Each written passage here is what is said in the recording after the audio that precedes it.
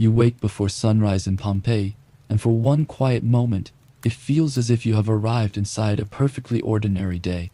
The air is cool, touched with that faint autumn sharpness that disappears soon after dawn. The stone beneath your feet is still holding the last of the night. Above the roofs, the sky is only beginning to loosen from darkness, softening first into gray, then pearl, then a thin wash of gold along the horizon. Nothing in the city appears hurried yet. Nothing appears broken. If you did not know better, you would think this morning was here to be forgotten. But this is the strange thing about Pompeii. It did not become unforgettable because it began in terror. It became unforgettable because it began in comfort, in routine, in the quiet confidence of people who believed they still had time. Around you, shutters will open one by one. Bread will warm in ovens. A servant will sweep yesterday's dust from a threshold. A merchant will count coins in the half-light before customers arrive. Somewhere a child will still be asleep, face turned into a blanket, held for a few moments longer inside the soft mercy of not yet knowing anything. And above it all, the mountain will wait in the distance so quietly, so patiently, that almost no one will think to fear it. The good news is that you have awakened in one of the most prosperous and graceful cities in the Roman world. The bad news is softer and much harder to hear. By the time this day is over, Pompeii will belong more to memory than to the living. But dawn has not been told that yet. So the morning continues, innocent of its ending. Light gathers slowly over plaster walls and red-tiled roofs. Courtyards begin to brighten. Bronze catches the first glow. The narrow streets, still cool and shadowed, hold the faint smell of dust, stone, and yesterday's heat fading away. Somewhere nearby, water trickles into a basin with such calm repetition that it almost feels like part of sleep itself. A pigeon shifts on a ledge. From farther off comes the muted wooden rattle of a cart, beginning its slow way through the waking city. Pompeii, at this hour, feels less like a place of history than a place of habit. It is a city that knows exactly how to begin a day. It knows the order of things. Doors open. Lamps are extinguished. Bread is cut.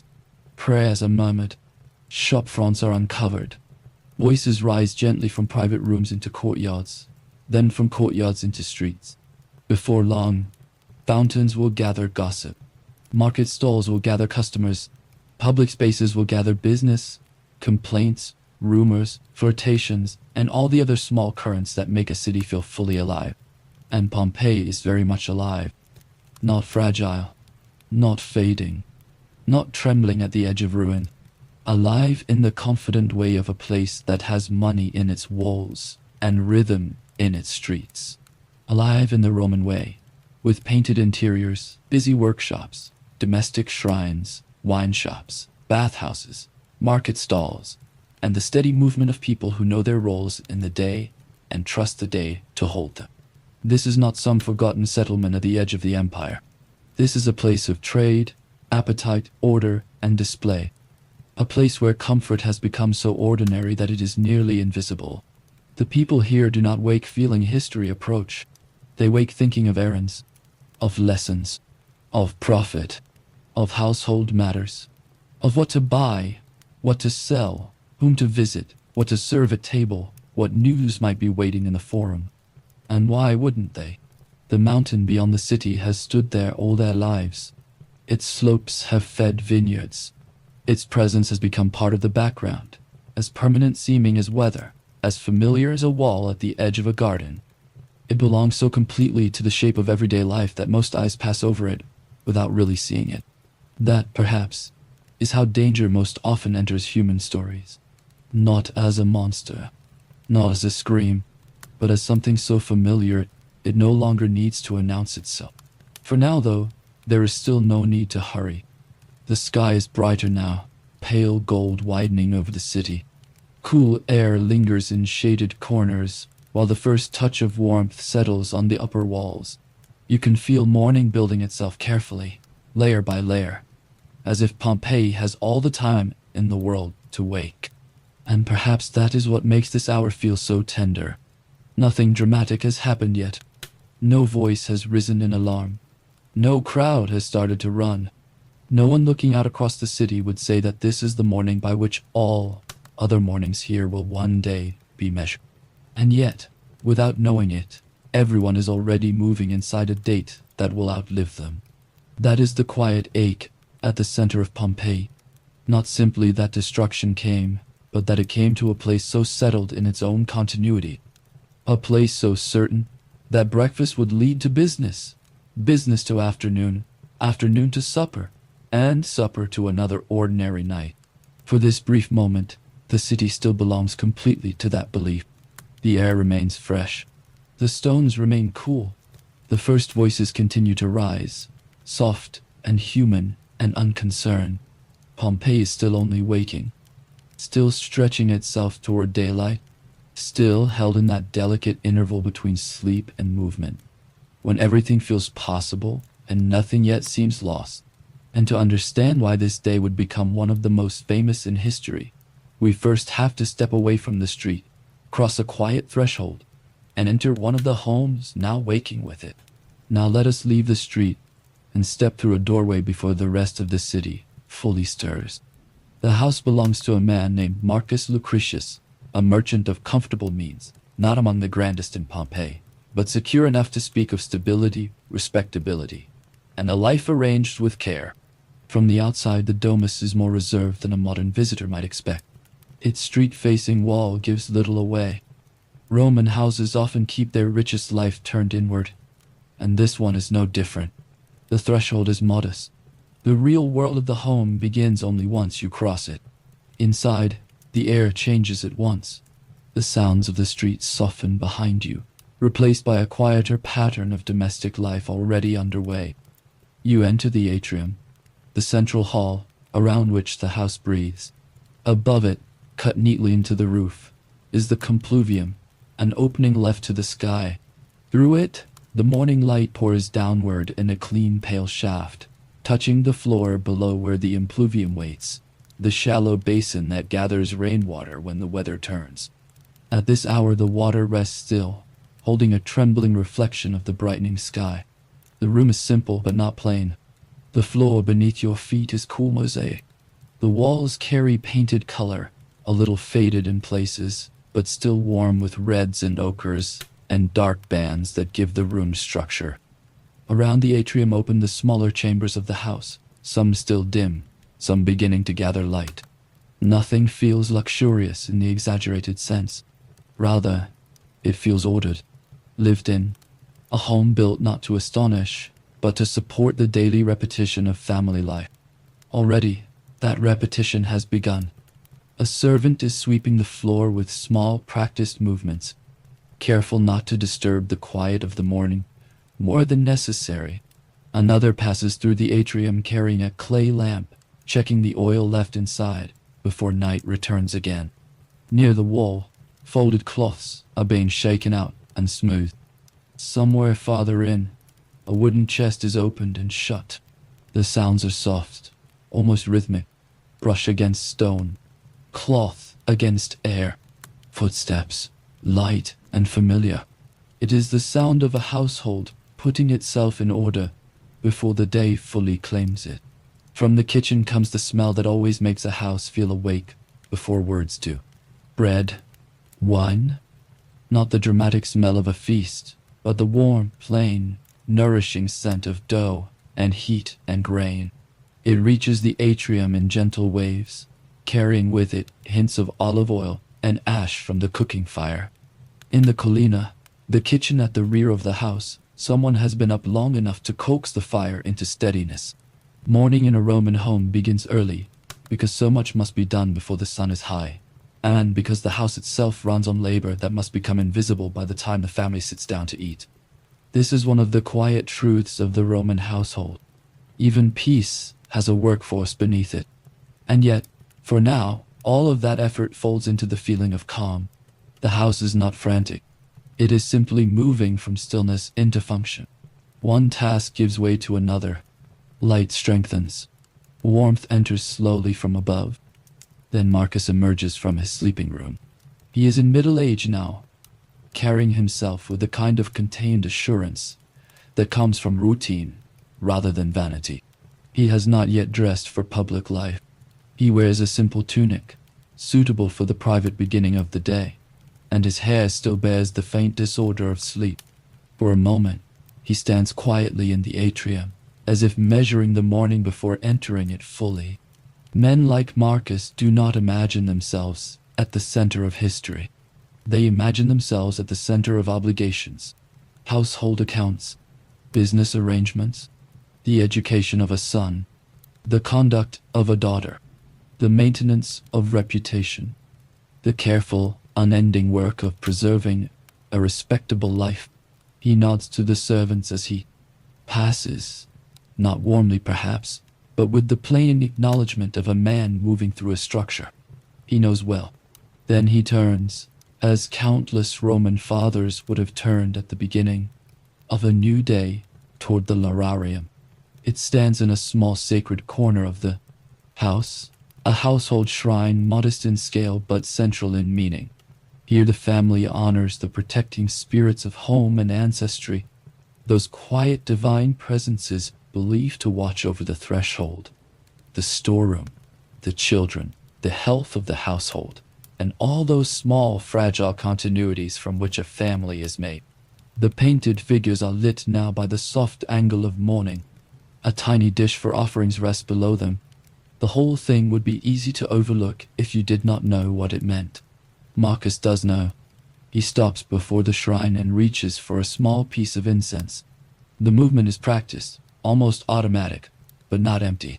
Ritual in homes like this is not theatrical. It is woven into the fabric of ordinary life. He lights the incense, and the first thin ribbon of smoke rises upward, pale and wavering in the angled sunlight from the roof opening above. For a few moments, the house seems to grow even quieter around him. He bows his head. Perhaps he asks for prosperity, perhaps for protection, perhaps for the continued good order of a household that depends on more things than any one man can control. Good weather, stable trade, healthy children, loyal labor, sound walls, favor from gods who do not always explain themselves. The exact words do not matter so much as the shape of the gesture itself. A man at dawn, a small flame, a request placed into the uncertain keeping of the day, and the day receives it without answer. That is the ache hidden inside this peaceful moment. Marcus asks for protection for the hours ahead, without any way of knowing how quickly that prayer will be tested, or how little the house that now shelters him will be able to promise by afternoon. But nothing in the atrium reveals that yet. The incense continues to rise in a thin line. The basin water remains still. The broom continues its soft sweep across the mosaic.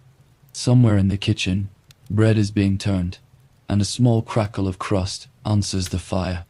The house does what houses do best. It absorbs uncertainty and gives back routine. That may be why homes feel so sacred in memory. Not because they stop history from entering, but because they make its approach seem impossible. You can feel that here now. This is not a palace. It is not the home of a senator or a man whose name would echo through the empire. It is something more useful for our purposes, a Roman house ordinary enough to be believed in. Its scale is intimate. Its labor is visible. Its rhythms are comprehensible. In Marcus Lucretius's home, the world of Pompeii becomes something you can touch. You can feel the coolness of the floor. You can smell the bread and smoke. You can see where rain falls into the impluvium and where morning light lands first. This is how a city stops being an abstraction and becomes a place made of rooms, objects, gestures, and repeated habits. One of the servants crosses the atrium again, this time with folded garments for the day ahead. Another pauses near the entrance, listening for movement outside as the city grows louder by degrees. A door curtain stirs faintly. Somewhere deeper in the house, another member of the family has woken. There is no urgency in any of it, only sequence. One life brushing gently against another within the walls of a home. that has seen many mornings and expects, quite naturally, to see many more. Above, the light has shifted from pale gold to something warmer now. The opening in the roof frames a clean patch of sky. Dust motes drift in and out of brightness. The incense at the lararium has nearly burned through. The smell of bread is stronger. Soon the private hush of the house will yield to voices, tableware, conversation, and all the small negotiations that come with family life. For now, though, the gentleness holds. The atrium remains the heart of the house. The water remains untroubled. The shrine remains lit. The morning remains kind. And then, as quietly as the day itself has been arriving, the household begins to gather for breakfast, moving toward one of those modest family moments that later seem almost unbearable in their very ordinary. Breakfast in the house of Marcus Lucretius does not arrive with ceremony. It arrives quietly, as most sustaining things do. By now the light falling through the compluvium has turned warmer, touching the atrium floor in a clean square of morning brightness. The bread you smelled earlier has been brought in from the kitchen, still warm enough that a little steam escapes when it is torn apart. On the table are the simple foods of an ordinary Roman household beginning its day without hurry. Bread, a wedge of white cheese, a small dish of olives, perhaps a little fruit left from the day before, and watered wine poured lightly into cups that will be emptied without much thought. This is not the grand meal of evening. It is not meant to impress. It is meant to steady. And so the family gathers around that small purpose. Marcus is dressed more fully now, though not yet in the formal weight of public display. His wife, Livia, carries herself with the practical calm of a woman whose morning has already begun before anyone else noticed it had begun at all. Their son Quintus, 15, and standing at that uncertain threshold between boyhood and responsibility, tries to look more composed than he feels. Their daughter Julia, younger and less guarded, still wears something of sleep in her face, though curiosity is already returning to her eyes. Between them and around them, the household moves with the invisible support of labor already completed. This is one of the most peaceful illusions of domestic life, that family moments simply happen. In truth, they are prepared for, lifted into being. Bread baked, lamps trimmed, water carried, tableware placed, rooms put right. But once the family sits, all of that effort recedes, and what remains is the softer image that memory prefers. 4 people beginning a day together, while the city outside continues to wake. Marcus breaks the bread first. That too feels like part habit, part authority.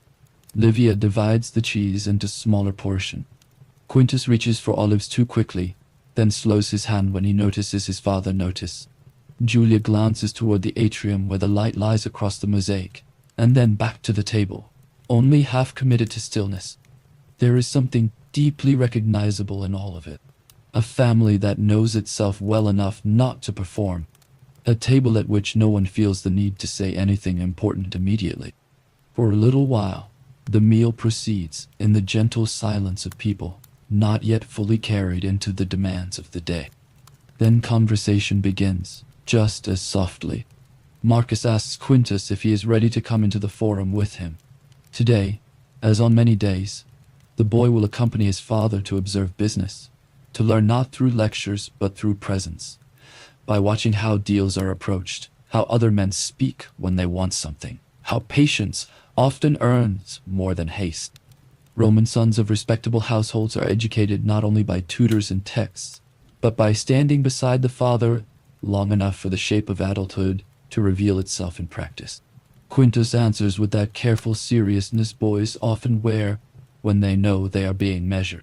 He says that he is ready. One can imagine he has been ready for days, perhaps weeks, eager for the chance to be seen, not as a child following along, but as an apprentice to the life that awaits him. He will carry messages, remember names, notice fabrics, weights, prices, temperaments.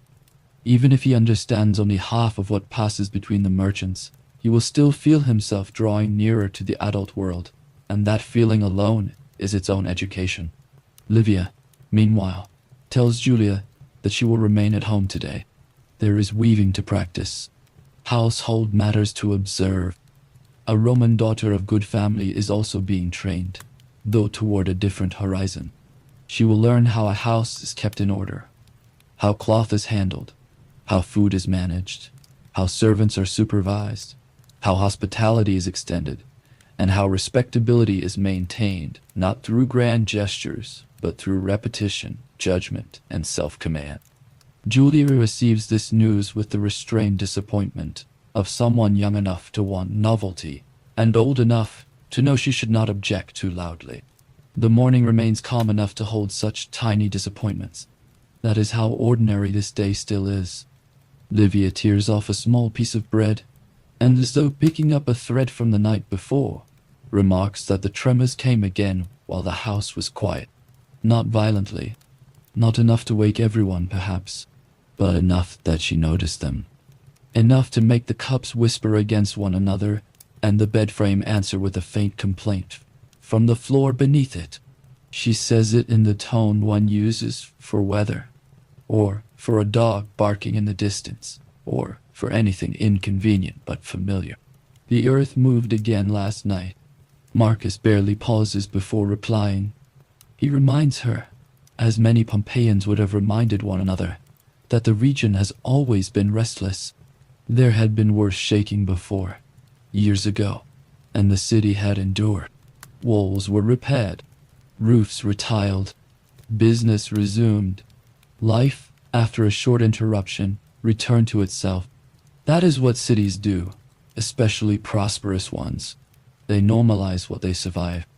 They teach their residents not merely endurance, but a kind of practiced dismissal.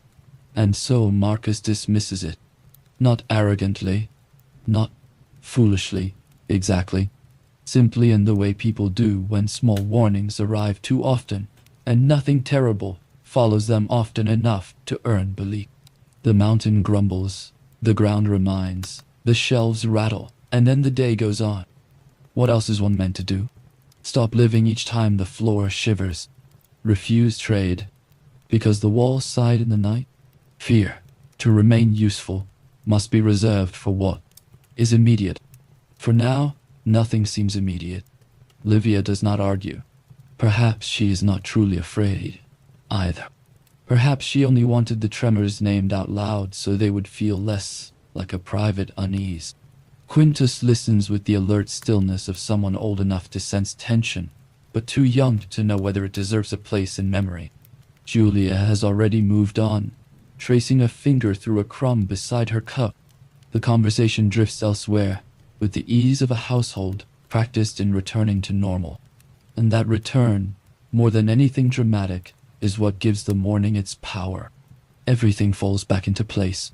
Father to business, son to apprenticeship, mother to the inner governance of the house, daughter to the first rehearsals of womanhood, servants to the endless labor that keeps all visible things appearing effortless. Every role seems to fit. Every person seems to know where the day intends to place them. Even the table itself feels arranged by some deeper confidence, as though this little breakfast is only one note in a much larger pattern of order and continuation. That is what makes Pompeii so haunting in retrospect. Not simply that people died there, but that, on its final ordinary morning, almost everything still appeared to be exactly where it belonged. The bread is eaten slowly. The cheese softens in the warmth of the room. A servant refills a cup with watered wine, and the liquid catches the morning light for an instant before settling. From outside, the city is sounding fuller now. More footsteps passing beyond the wall. More shutters opening. A cartwheel complaining against stone. A voice calling to another across the street. The private rhythm of breakfast begins to align itself with the broader rhythm of the city beyond the doorway. Marcus speaks of business in the forum, textiles, perhaps, or shipments, or men he expects to meet before the noon hour. His words are not theatrical. They carry that particular dryness of daily work discussed at a family table, important without being exciting. But to Quintus, they are a map of adulthood, The boy asks a question, then another.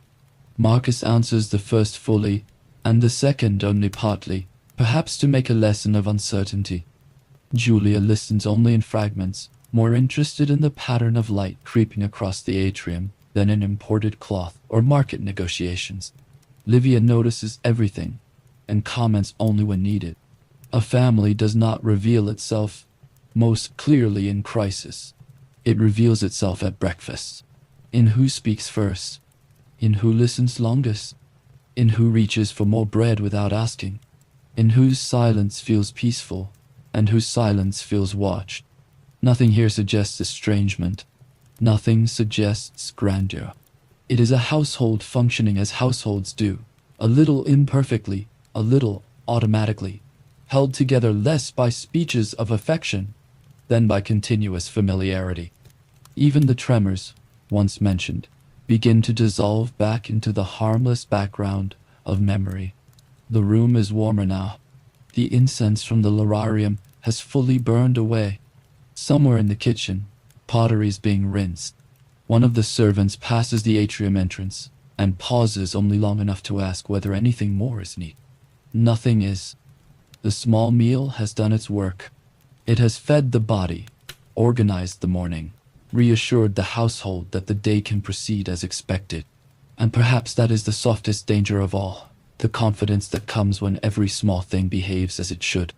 No one at this table is reckless. No one is inviting disaster. No one is making some tragic decision that would look foolish from a distance. They are simply trusting the world they woke up in, trusting the walls, trusting the mountain, trusting the ordinary sequence by which one peaceful hour hands the day to the next. It is this very ordinariness that will one day make Pompeii unbearable to imagine and impossible to forget.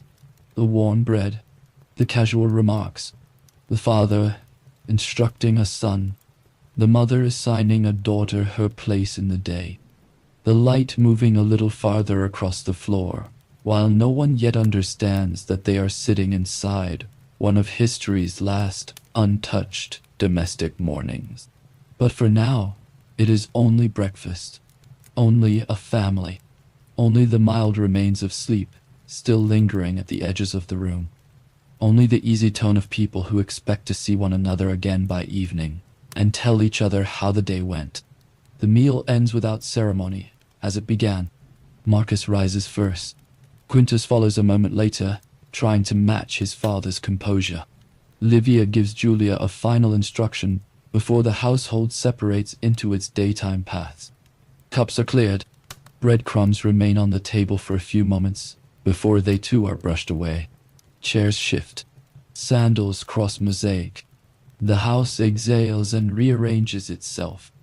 And when Marcus and Quintus step out toward the street, the whole city seems to be opening its eyes with them, as if this were nothing more than another day beneath the old familiar mountain.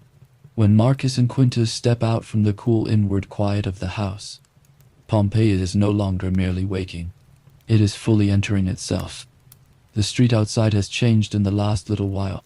What was hushed and half-shadowed at dawn is now alive with movement, voices, errands, and the small negotiations from which a city builds its day. Sunlight reaches farther between the buildings now, touching upper walls, catching on painted plaster, warming the edges of doorways and thresholds, where people have begun to stand and talk before properly beginning whatever they were meant to do. The air still carries a trace of morning freshness, but already it is being overlaid with more human scents: bread, oil, damp stone, wool, smoke, fruit, animal sweat, and the faint sourness of yesterday's refuse, not yet entirely carried away. This, more than any grand monument, is what a living Roman city feels like. Not marble silence, not a ruin composed for admiration, but movement, texture, compression, 100 ordinary purposes brushing past one another in narrow streets beneath an increasingly bright sky. The paving stones underfoot are worn smooth where generations have crossed them, and in the roadway you can see the grooves cut by wheels over time, shallow in some places, deeper in others, darkened by use. At regular intervals, great stepping stones rise across the street, like a low broken bridge, allowing pedestrians to cross above the muddier, dirtier center, where carts pass and runoff gathers. To a modern eye, they seem almost charming. To the people using them, they are simply practical. One more example of how the city has learned to accommodate both comfort and mess. A mule cart approaches slowly from farther down the street, its driver clicking his tongue with the weary patience of a man who has already been working for hours. The wheels find their old grooves as naturally as water finding a channel, and the whole cart sways with a soft wooden complaint as it rolls past. Marcus steps aside without even needing to think about it. Quintus follows him, trying not to stare too openly at everything. But he is still young enough that the city remains, at least in part, a spectacle. And Pompeii rewards attention. At a nearby fountain, fresh water runs in a steady stream from a car of stone, spout into a basin worn smooth by constant use. 2 women have already arrived with clay jugs balanced against their hips. One bends to fill hers while the other talks, not quietly, about someone's cousin, someone's debt, someone's daughter, and some new piece of gossip that has clearly become important enough to be repeated before the morning is even fully established. A boy, perhaps sent on an errand, waits impatiently for his turn, shifting from one foot to the other while pretending not to listen. Water in a Roman city is never only water. It is refreshment, convenience, engineering, status, and conversation, all in one place. Everywhere around the fountain, speech overlaps with motion. The women talk while filling their jugs. A dog noses along the edge of the street and is shooed away without conviction. A man rinses his hands and face, then flicks the excess onto the stones.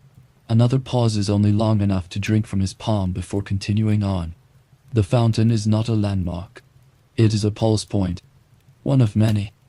Marcus and Quintus move onward toward the forum, and as they go, the city opens itself in fragments. A bakery with its front already open to the street, the warm fragrance of grain and crust pouring out into the morning. Round loaves stacked in readiness, flour dust pale on a worker's forearms. An older man checking the oven with the severity of someone who trusts heat more than people. Beside it, a wine shop where amphorae stand waiting, and the proprietor still arranging cups with that careful, almost loving precision of one who knows much of his living will be made by noon. Farther on, a workshop where fabric hangs in dyed folds, catching the light in muted reds and earth-rich browns. Elsewhere, metal rings against metal from a smith's corner, sharp but not unpleasant, because it arrives within the larger blanket of city sound and becomes part of its rhythm. Nothing here feels staged. That is the pleasure of it. Pompeii is not beautiful because it is pristine. It is beautiful because it is inhabited, because the walls have stains, because the thresholds are worn, because shutters creak, because voices echo differently in one lane than another, because every building, however ordinary, seems to know what sort of life it is meant to contain. And always, beyond roof lines and rising above the shape of the town, there is the mountain. Vesuvius stands where it has always stood, not dramatic this morning, not even particularly imposing to those who know it too well. Its slopes, in the distance, still belong as much to agriculture as to danger. Vines grow there. Soil has been generous there. Men have looked toward that outline for years as they judged weather, season, and direction. Familiarity has softened it, turned it from presence into backdrop. It belongs to the city's visual grammar now, as ordinary as a temple roof or a courtyard wall. That is why so few eyes truly rest on it. The forum appears gradually as the streets widen, and the city's movement gathers into something broader and more public. Here, Pompeii presents its civic face. The open space is already alive with commerce, petition, display, and the business of being seen. Temples look down with their usual silence. Public buildings hold the authority of stone.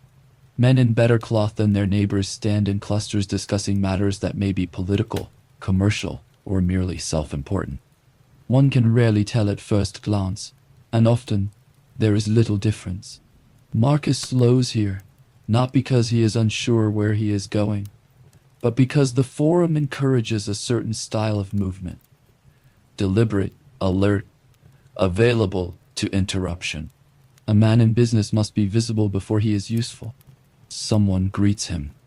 Another promises to return later regarding a shipment. Quintus watches everything, trying to memorize not only names, but tones of voice, levels of deference, the exact balance between friendliness and advantage. This too is part of his education. In Pompeii, public life is not learned from principles, but from weathering its currents. Around the edges of the forum, merchants have already arranged goods for display. Baskets of produce, small oil lamps, pottery, textiles, tools. A vendor with figs speaks more loudly than necessary, because loudness is itself a sales technique. A customer pretends indifference before asking the price.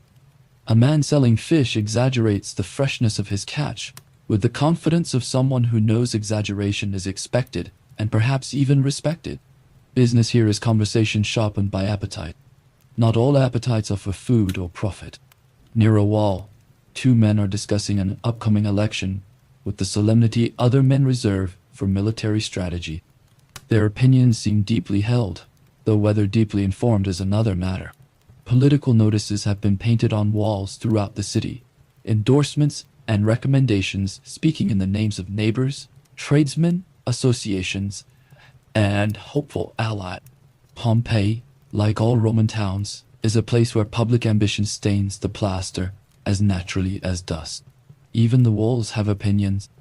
A little farther off, children are playing a game with stones and nuts, crouched low and fiercely absorbed. They have that enviable seriousness children bring to games and adults waste on abstractions. One boy argues over a rule. Another accuses him of inventing it. A girl who has clearly won more than once says nothing at all, which suggests she is the one to watch. Their laughter breaks, scatters, reforms. A dog wanders through and ruins the arrangement for a moment, which causes outrage out of all proportion to the offense. Life at its fullest is often made of such tiny indignities. If you keep walking, the city keeps changing around you. From the open business of the forum to the more shaded intimacy of side streets. From commerce to domesticity to leisure and back again. A woman of evident wealth, veiled lightly and accompanied by attendants, is making her way toward the baths. Her pace is unhurried, her posture composed, as though the whole city exists slightly to accommodate her. Inside the baths, later, she will pass through warm rooms and hot rooms and cool rooms, not merely to be cleansed, but to participate in one of Rome's great arts, the social use of bathing. Baths are among the most Roman things in Pompeii, and among the easiest for a modern imagination to underestimate. They are not only about hygiene, they are about sequence, sociability, display, relaxation, and information. In them bodies are attended to, but so are reputations. News travels there, alliances are tested there, complaints are aired, jokes repeated, invitations extended, and judgments made with the deceptive casualness of leisure. Steam blurs the edges of conversation, but does not soften it. A city hears itself differently in a bathhouse. Elsewhere, in a thermopolium, the Roman answer to quick public eating. Men stand at an L-shaped counter set with great jars embedded into its surface.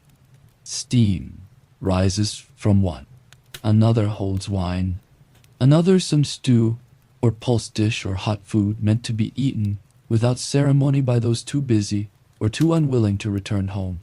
The proprietor is already in full performance, talking while serving, serving while listening, listening while storing away whatever may later prove useful. Such places collect not only hunger, but rumor. They are little theaters of appetite and information. A laborer eats quickly with both hands. A customer in better sandals takes smaller bites and speaks more. Someone jokes about the gladiatorial games. Another claims to know a fighter personally. A third insists his cousin has trained with a man who once defeated 3 opponents in a single exhibition, which is almost certainly untrue, and therefore thoroughly enjoyable. All the while, the city goes on around them. Vendors call, doors open and shut. Water spills. Sandals strike stone. A donkey protests its own employment. Someone laughs too loudly. Someone bargains too long. Someone falls briefly silent at the sight of a person they had hoped not to meet. This is the true music of Pompeii. Not one sound, but a weave of recurring notes. Wooden wheels against worn streets. Water at the fountain. The low hum of conversation under brighter bursts of shouting. The slap of cloth. The clink of cups. The rough scrape of a broom at a threshold. The sudden flight of pigeons from a roof edge. It all folds together into something less like noise than like a living surface. A continuous murmuring proof that thousands of private intentions are being carried out side by side. Quintus notices some of it. Marcus notices different parts. You, because you are allowed to move without obligation, notice more. A plaster wall painted with a red band and a black panel. A tiny household shrine tucked into an outer corner, its paint smoke darkened. The way a woman balances a basket against her hip while scolding a child without ever breaking stride. The way a shopkeeper wipes his counter even when it is already clean, simply because readiness itself has to be visible. The way old men claim corners of shade, as if shade were a civic privilege granted by age. Pompeii rewards this kind of looking because so much of its charm lies below the level of grandeur. A city like this is remembered not only for its temples and public buildings, but for its counters, thresholds, ovens, jars, wall paintings, stools, sandals, kitchen smells, and scribbled remarks. It is a place where ordinary life leaves marks everywhere.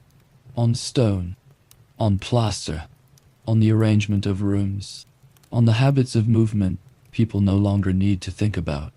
Even market life here has its own gradations of intimacy. A vegetable seller knows who buys carefully and who buys carelessly. A cloth merchant knows which households are prospering and which are pretending. A tavern keeper knows who speaks bravely before noon and who apologizes after. The city is not anonymous. It watches itself constantly through human eyes. At a fruit stall, a customer presses figs one by one with a suspicion that implies either expertise or meanness. At another table, someone is choosing fish with the grave attention one might bring to a legal document. Nearby, 2 women comparing oil are ostensibly discussing quality, but are more deeply engaged in discussing a third woman not present. A laborer passes carrying tools on his shoulder. A slave hurries by with folded laundry. A messenger pushes through with the sharpened urgency of someone entrusted with importance that may be real or borrowed. And still the mountain remains in view when the streets open enough to allow it. Still familiar, still quiet, still, to almost everyone, part of the scenery rather than the story. That contrast is impossible to ignore once you know what comes later. But the people within the day cannot feel it as we do. To them, the city is not poised at the edge of legend. It is simply functioning. That may be why Pompeii endures so powerfully in the imagination. It offers us not only a disaster, but a world robust enough to make the disaster feel like an interruption rather than a definition. What made the city memorable was not merely the violence that ended it. It was the richness of the life already underway before that ending arrived. A place where people bought bread and argued over prices, where boys shadowed their fathers through the forum, where women traded gossip at fountains, where walls advertised candidates, where meals steamed at counters, where bathhouses held the afternoon's talk, where children played games in the dust, where every lane, shop, doorway, and courtyard carried the soft pressure of repeated human use. This is what Pompeii was before it became a lesson. A city not waiting to die, but fully occupied with living. And perhaps that is why the memory of it never quite settles into tragedy alone. Even now, as you move through its streets in this untouched morning, there is too much life here, to reduce it to ruin. The city insists on being known first in the present tense, as busy, practical, chatty, sunlit, crowded, fragrant, and slightly untidy, as a place where ordinary hours are taken for granted, because that is what ordinary hours are for. By now, the sun is high enough to brighten the open spaces properly. Shadows shorten, business deepens, voices lift and fall across the forum in overlapping currents. At the fountain, fresh arrivals replace those who have gone. In the thermopolium, another bowl is filled. At the baths, another attendant prepares another room. Somewhere a child has started crying. Somewhere, someone is flirting badly. Somewhere, someone is lying convincingly. Somewhere, someone is praying with complete sincerity about a matter another person would find ridiculous. A city contains all of this without strain, and the day still seems content to carry it. So let the sounds continue a little longer. The water, the wheels, the vendors, the footsteps, the speech rising and softening again, because it is within this very fullness, this persuasive and ordinary hum of Roman life, that the first signs of change begin to appear, faint enough at first that almost no one thinks to stop and listen. By the time the sun is nearing its highest point, the morning has become so fully itself that even small interruptions seem likely to be folded neatly back into it. The room is busy now in the steady, unremarkable way that reassures everyone moving through it. Traders are still talking. Buyers are still pretending not to be interested. Water continues to splash at the fountains. Somewhere nearby, a cup is being set down on stone. Somewhere else, another is being lifted. All of it belongs to the broad, familiar rhythm of an ordinary day in Pompeii. And because that rhythm has held for so long, it feels as though it will continue to hold. Then the ground gives a small, quick shiver. It is not violent. It does not throw anyone down. It barely deserves the name of earthquake if one is thinking in terms of ruin or panic. It is more like a brief unease passing through the stones themselves, a short invisible ripple that moves upward through paving, walls, table legs, cups, shelves, and human bodies. A few hanging objects sway. A cup rattles against another cup. A jar gives a tiny answering tremor from a shop counter. Somewhere a mule stamps once and tosses its head as if offended by the interruption. Then, just as suddenly, stillness resumes, or almost resumes, because the city has noticed, not fully, not dramatically, but enough for a few heads to lift, a few hands to pause, a few conversations to lose their place for half a heartbeat before continuing. In a bakery, someone glances toward the doorway, then laughs it off. At a nearby stall, a vendor mutters that the ground has been restless for days.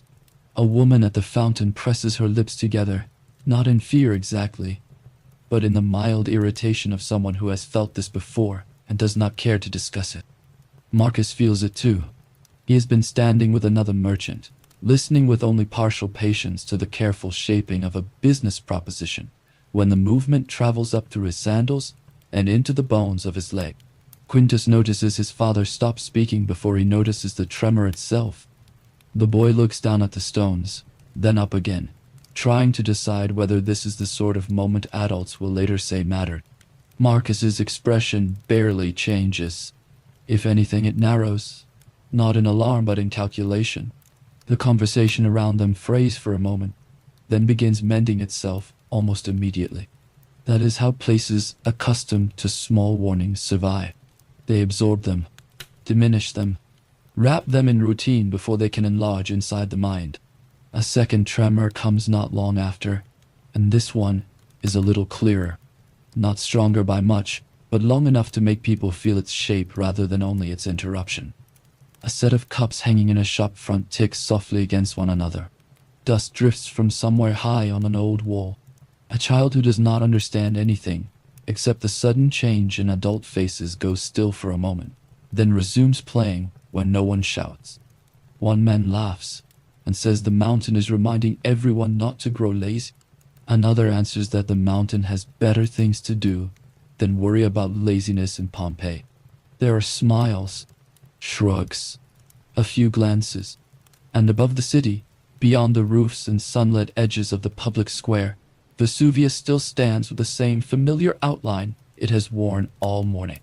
That is what keeps fear from taking root. Nothing obvious has changed. The streets are still crowded. The market is still open.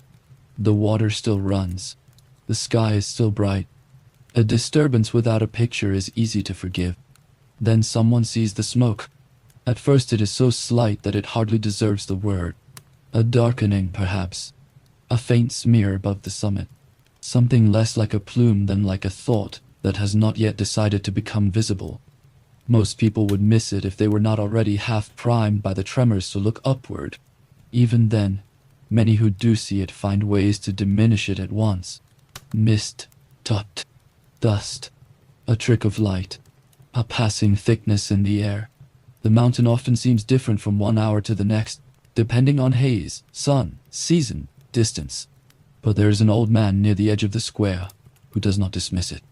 He has the weathered face of someone who has spent many years outdoors, someone whose life has depended on noticing changes early and naming them correctly. He is not important enough for people to gather around him simply because he speaks, yet old enough that his looking carries a kind of weight. He squints toward the summit for longer than anyone else does. His brow tightens. He does not make a scene. He does not cry out. He only says, in a voice not much louder than conversation, that the mountain is breathing strangely today. It is such a small sentence. That is the unsettling part. Not prophecy, not panic, just the quiet refusal of one ordinary man to call the sight normal when it no longer feels normal to him. A few nearby turn to look again. One woman shades her eyes with her hand. A merchant follows her gaze, sees whatever he sees, and immediately returns to rearranging his goods, as if the act itself were a defense against uncertainty. Two boys try to spot the smoke and fail, then lose interest. A dog sleeping in a patch of shade lifts its head, pants, and settles again. The city continues. Of course it does. This is what makes the beginning of great disasters so difficult to recognize from inside them. They do not always enter with the manners of catastrophe. They arrive half disguised as inconvenience, as rumor, as a slight disturbance that still leaves room for bargaining, errands, vanity, appetite, and denial. The truly frightening moment is often not when something terrible becomes visible, but when it still has enough ordinary shape left to be explained away. Marcus looks toward the mountain again. This time he studies it a little longer. The discussion he had been having no longer holds him in the same way. Business, only moments ago so naturally central, now feels a fraction thinner, as though a sheet of glass has slipped between him and his own concentration. He is not afraid yet. That would be too strong, too sudden a word for what is happening inside him. But he is beginning to reorder priorities without admitting it, even to himself. The household comes first. It always has. A man may stand in the forum to increase his fortune, but he thinks of home when the ground speaks. Quintus sees the change before he understands its cause. He asks a question about whether they should continue to another appointment, and Marcus answers more briefly than before. His gaze shifts once more toward the faint dark smear above Vesuvius. It is still not dramatic. If anything, its restraint is what gives it power. Smoke should either be nothing or too much. This is neither. It hovers in the troubling middle. Around them, Pompeii keeps choosing normality. At the fountain, the women still fill their jugs. In the thermopolium, bowls are still passed across the counter. At the baths, attendants still prepare rooms for those who expect warm water and conversation. In side streets, servants still hurry with errands they have no reason to believe can wait. Children still argue over games. Vendors still call. Carts still move through the grooves cut by years of wheels. The city has not yet given up its faith in continuation. And perhaps that is fair. Human beings cannot live suspended at the edge of dread each time the world offers a hint instead of a blow. We are built to conserve alarm, to smooth it, to set it aside until evidence forces the hand. Pompeii, in this moment, is not foolish. It is simply human. Another tremor runs through the ground. This one draws more notice. Not much more, but enough. A hanging lamp swings visibly in a shaded entrance. A man holding a cup stops before drinking. Someone farther down the street swears under his breath. The old man who had spoken earlier looks up again immediately, as if he has been waiting for the earth to confirm what his eyes already suspect. The smoke is thicker now, still not enormous, still not enough to turn a square into a stampede, but no longer easy to mistake for a passing irregularity. It rises in a darker line before drifting, and there is something in its steadiness that feels wrong. Not because anyone standing there possesses a volcanologist's knowledge, or can name what is beginning above them, but because human beings know the difference between a thing that belongs and a thing that intrudes, even when they cannot explain why. The mountain, all morning, had been scenery. Now it is beginning to ask for attention. Marcus draws a breath and lets it out slowly. He says, more to himself than to Quintus, that they should not stay much longer. The words are calm, almost casual, but they mark a change all the same. The day is no longer unfolding in one direction only. Somewhere inside its ordinary surface, another line has begun to form, one that leads not deeper into business, but back toward the house, toward Livia and Julia, toward walls that feel familiar enough to be mistaken for safe. That, too, is how these moments work. One does not leap immediately from normal life into terror. One takes a quieter first step. Perhaps we should finish early. Perhaps I should check on them. Perhaps it is nothing, but still. Perhaps. The sounds of Pompeii continue around him, but they have altered in one almost imperceptible way. Nothing is louder. Nothing is truly chaotic. Yet more of the city's attention is now pointed in the same direction. Toward the mountain. Toward the strange dark breath above it. Toward the possibility, still forming, that the day may not remain obedient. And yet the streets still hold their sunlight. The fountains still pour. Voices still rise and soften. Trade still goes on. The old routines still cover the city like a fine cloth through which unease is only just beginning to show. So let the unease stay light for one moment longer. Let it drift over Pompeii the way the smoke drifts over Vesuvius, thin, uncertain, easy to misread if one wishes to misread it. Let it gather without declaration. Let the city remain itself just a little more, because only a few minutes from now, Pompeii will no longer have the luxury of doubt. And then, the mountain stops hinting. The sound arrives first. Not a crack exactly, and not a single clean explosion, but a vast tearing roar that seems to come from somewhere above the world, and somewhere beneath it at the same time.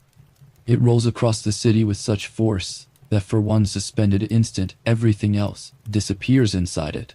The voices in the forum, the clatter of trade, the running water at the fountains, the wheels in their grooves, even thought itself.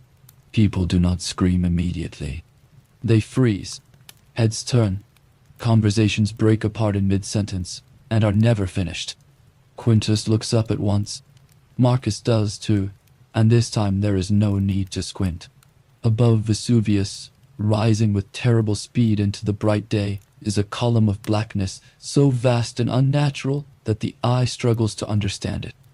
It surges upward, ash and smoke and shattered earth driven skyward in a dark trunk before spreading at its summit into branching forms, broad and heavy, like the crown of some monstrous pine tree rooted in the crater of the mountain. What had been only a strange smear moments ago has become a shape that commands the whole horizon. Pompeii does not yet run, but it understands. That is the first change. Not action, but recognition. A woman near the fountain drops her jug, and it breaks at her feet without her seeming to notice. A merchant who has spent all morning guarding his stall now leaves it standing open while he stares upward with both hands still resting on the counter. Somewhere nearby a child begins to cry, not because the child understands what is happening, but because every adult face has altered in exactly the same way. Then the first stones begin to fall. They are small at first, no larger than bits of pale fruit or broken pottery. Light, porous fragments of pumice that strike roofs and paving with a strange, dry, pattering sound. For a heartbeat or two, it is possible to mistake them for some freak hail, though the sky they descend from is not storm gray but ash black, and the day itself has begun, impossibly, to darken around the edges. Marcus does not wait for a second explanation from the mountain. He places a hand on Quintus's shoulder, firm enough to end all questions, and says only that they are going home. The words are simple, but they carry the weight of a decision already made deeper in the body than in the mind. Business is over. Appointments are meaningless. Prices, contracts, promises, all of it has fallen away at once, like dust shaken loose from a wall. There is now only the house, the family, the need to gather what can be gathered before the city changes shape again. Around them, Pompeii begins to move. Not yet as one body, not yet in full panic, but in 100 separate surges of private alarm. People turn toward home, toward children, toward parent, toward storerooms, strongboxes, doorways, shrines. The forum loses its civic order in a matter of moments. Men who had been standing in careful postures of public importance now step too quickly, speak too loudly, glance too often over their shoulders. A few still try to preserve appearances, telling one another to remain calm, to wait, to see. But their voices already belong to an earlier version of the day. The stones continue to fall. Tap on tile, tick on wood, soft strikes on packed earth and paving. A growing rain of pale, weightless ruin. Marcus and Quintus push into the streets, and the city through which they move no longer feels quite like the one they walked earlier. It is still recognizable, the same walls, the same stepping stones, the same fountains and thresholds. But all of it has been seized by a new urgency. Doorways fill with faces. Shutters slam open or shut. Servants run messages that will already be outdated by the time they arrive. A mule jerks against its harness wild-eyed. Somewhere a dog has begun barking without pause. Above them, the black column keeps rising. It seems impossible that something so immense can still be growing. Ash spreads outward high overhead, thickening as it goes, and the sunlight beneath it begins to fail not all at once, but in a subtle, deeply unsettling dimming, as though afternoon were arriving hours too early. By the time Marcus reaches the house, the pumice is falling more steadily. Livia is already in the atrium with Julia. They have heard the sound. They have felt the new darkness gathering over the roof opening. One of the servants stands just inside the doorway, torn between staying close to the family and looking out again as if another glance might produce better news. The impluvium, which earlier had reflected the bright calm of morning, now holds a trembling image of a sky turning gray. Marcus does not waste words. He tells them they must leave. Not forever, perhaps. Not yet. Even now the mind resists total conclusions. People do not abandon their homes in a single clean inward motion. They tell themselves they are leaving for a little while, taking precautions, waiting things out, choosing safety for an hour or two. The imagination protects itself with temporary language, long after events have ceased to deserve it. So the household begins to gather what seems reasonable. A small chest of coins, jewelry, a few folded garments, water-dyed shell, cloth, whatever can be lifted quickly, without making escape slower than staying. This is another way cities come apart, not only through falling stone, but through hurried choosing. What to carry, what to leave, what matters most when the walls you trust may no longer keep their promise. Julia asks if they will come back by evening. No one answers her directly. Quintus tries to look useful rather than frightened, and so he carries what he can. Livia moves with the kind of brisk focus that sometimes comes when fear has not yet had time to become emotion. The servants gather supplies under Marcus's direction, though the boundaries of duty are already beginning to blur. In a true emergency, The structure of a household does not disappear, but it softens at the edges, becoming more intimate and more fragile all at once. Outside, the city grows louder, not with a single sound, but with many sounds no longer fitting together properly. Voices overlap too sharply. Footsteps move too fast. A call from one street cuts across another and is not answered.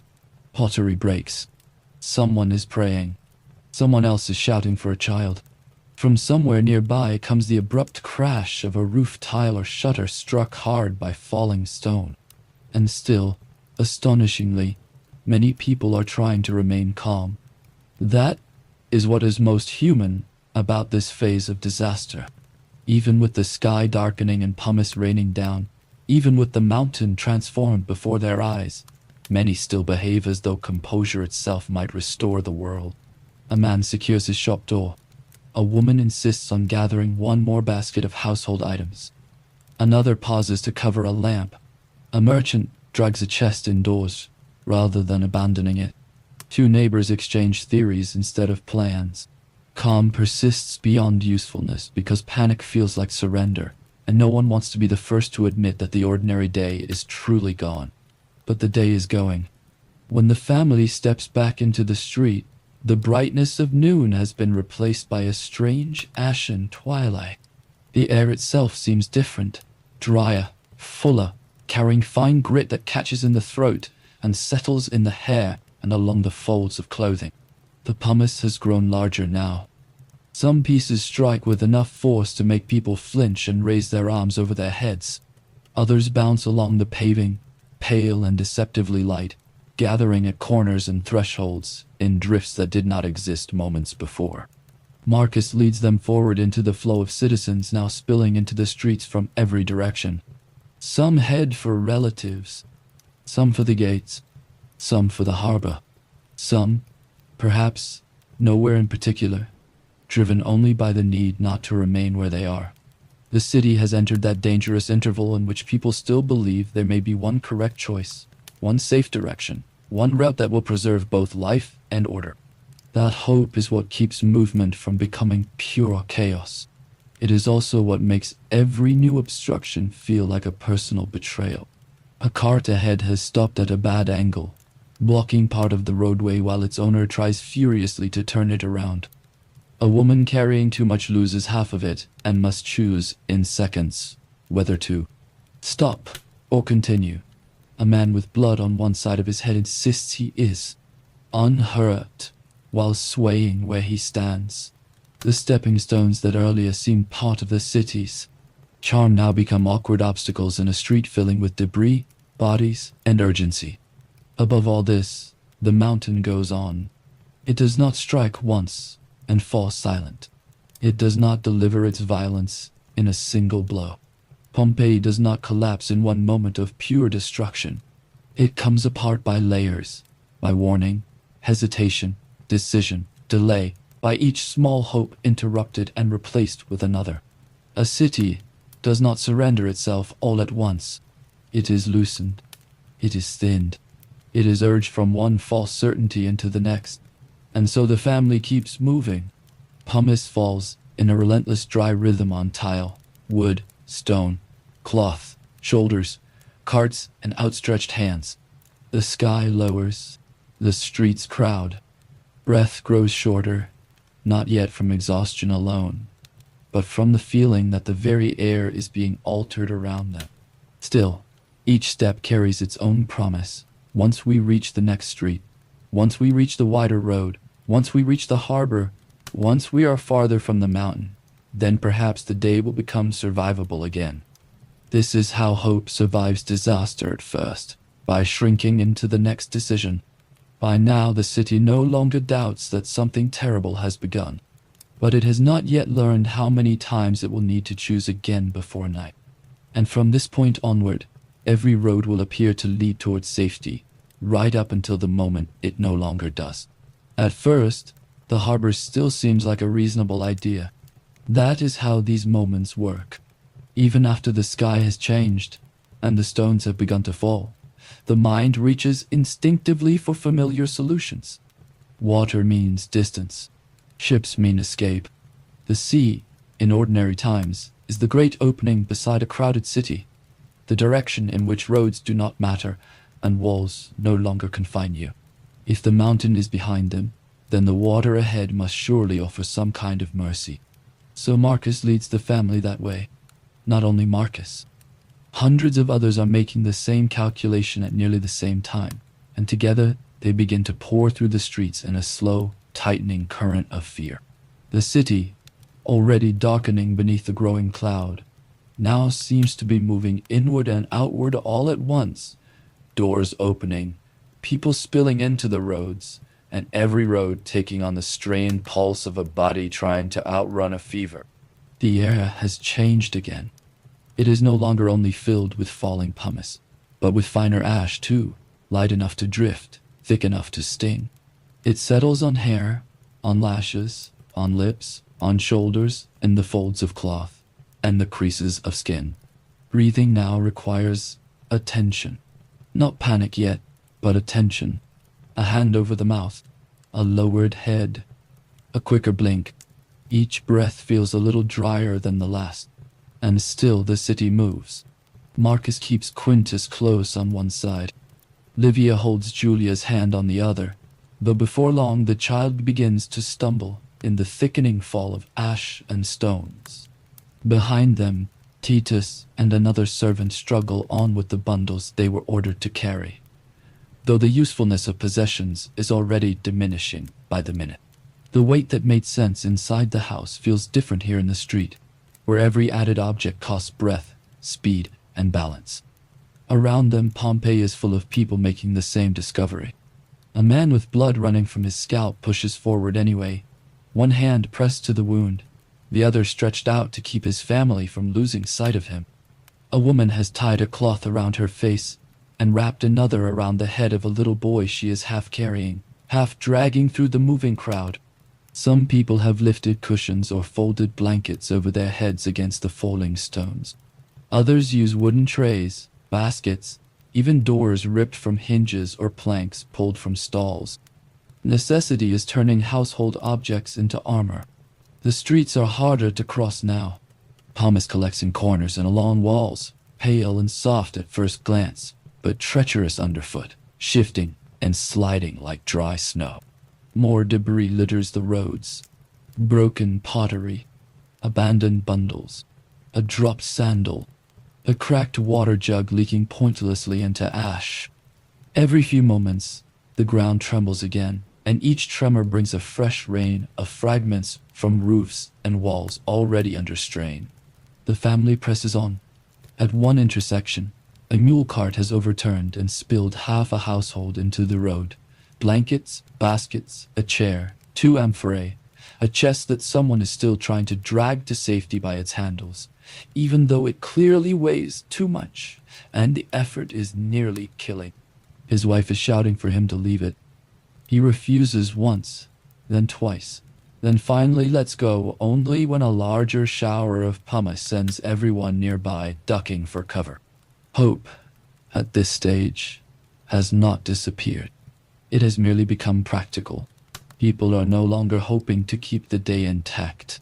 They are hoping to get through the next street, the next corner, the next 100 paces, the next decision. Marcus keeps them moving toward the harbor because movement itself still feels wiser than remaining still. There is comfort in direction, even if the destination has not yet proved itself worthy of trust. That is one of the crueler features of disaster. A chosen route can steady the heart long before it actually improves the odds of survival. Ahead, the street narrows with bodies. A cluster has formed where 2 roads meet, not because no one knows where to go, but because too many people think they do. Voices overlap in urgency now. One man insists the harbor is the only hope. Another says the gates inland are less crowded. A woman calls out that her mother is behind them. Someone else shouts that there is no time to go back.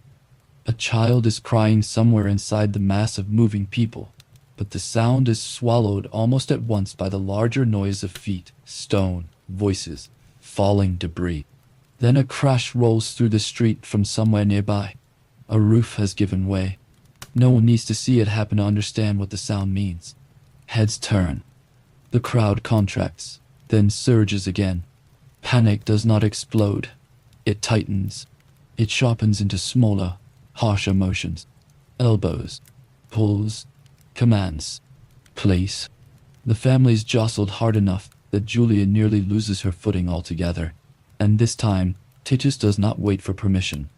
He scoops her into his arms with the efficient decisiveness of a man who knows that carrying her may slow him, but leaving her to struggle will be worse. Livia does not object. She only adjusts the cloth over Julia's mouth and nose, then reaches for Marcus again. This is how the household survives now, not through rank. Titus carries Julia. Marcus clears the way. Quintus stays close enough to touch. Livia keeps counting, not aloud, but in the silent arithmetic of fear. Husband, son, daughter, Titus, the others, still here, still here, still here. The city around them, however, is becoming less readable with each minute. Earlier, every street suggested purpose. One led to the forum, another to the baths, another to workshops, another to houses. Now every street means only this: delay, crowding, debris, choice. The places of ordinary life still exist physically, but their meanings have been stripped away. A bakery is no longer a bakery. A bathhouse is no longer a bathhouse. A temple is no longer a temple. They are all merely structures on the way to somewhere else, and even somewhere else is beginning to lose its certainty. That is what catastrophe destroys beyond walls and roofs. It destroys orientation. Not only where you are, but the deeper confidence that you know where safety lies. At last they come upon a man pushing through the opposite direction, face ash streaked, breath ragged, eyes made wild, not by rumor, but by having seen too much too quickly.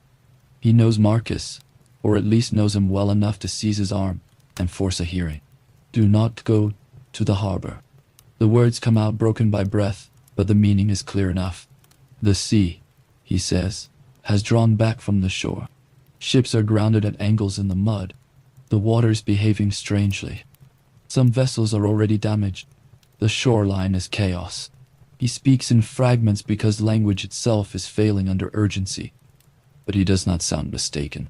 He sounds like a man who has just watched one certainty collapse and has no strength left to soften the truth for anyone else. For a moment, Marcus says nothing. Not because he doubts, but because another choice is already opening beneath his feet, and choices have become expensive. To reverse direction now is to lose time. To continue may be to walk the whole family into a dead end. The road to the harbor, which had held them together like a rope, suddenly goes slack in his mind. Around them, more evidence arrives before he can decide. Another person shouts that the sea is withdrawing.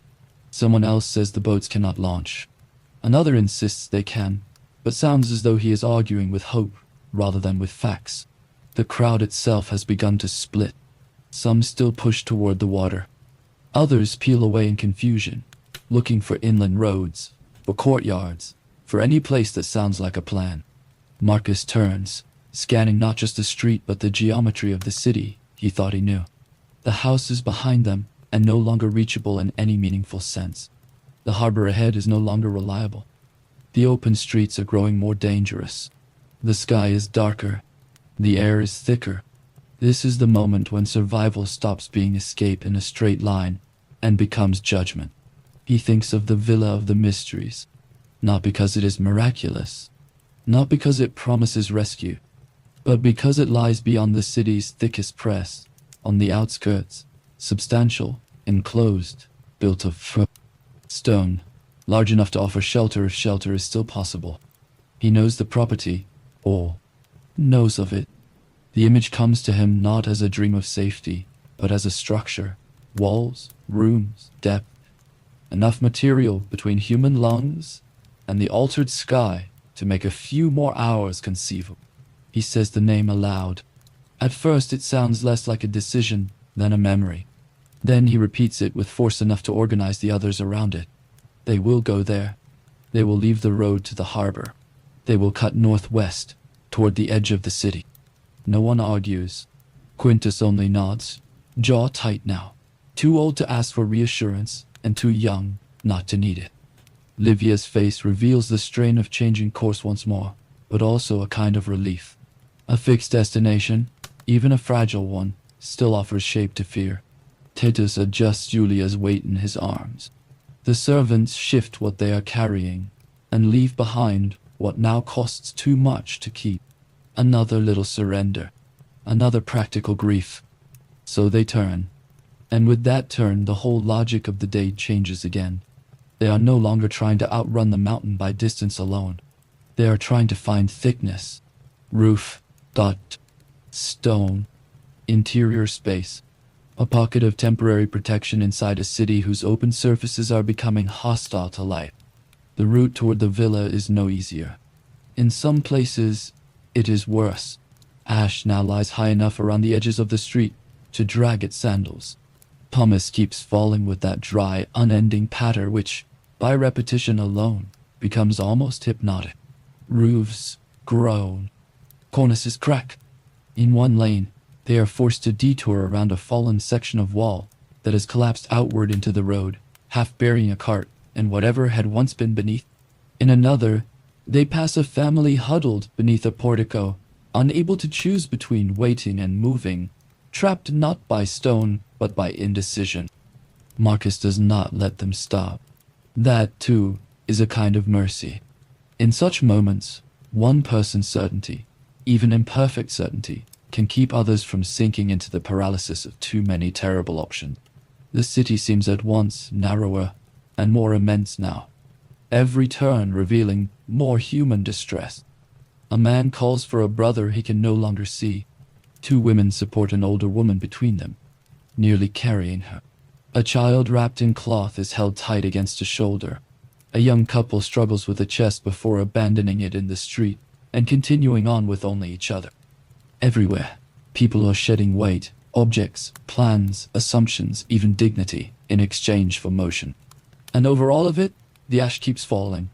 On heads bent low, on hands shielding faces, on broken tiles, on shrines, on shop signs, on fruit still sitting in baskets, on paint still bright upon walls, on every last ordinary thing that, only hours earlier, had still expected to last. The light is stranger now, a dim gray-brown filtered through the growing cloud, enough to see by. But wrong in the way dreamlight is wrong. Time no longer feels attached to the sun. Noon could be evening. Afternoon could be night. The city is entering its own eclipse. Still, the family moves, linked now by touch more than by sight. Marcus ahead, Quintus near his shoulder, Livia close beside Titus, Julia in his arms, quieter than before, not sleeping, not speaking much, watching with wide, exhausted eyes through the cloth over her face. Their feet leave shallow tracks in the gathering ash.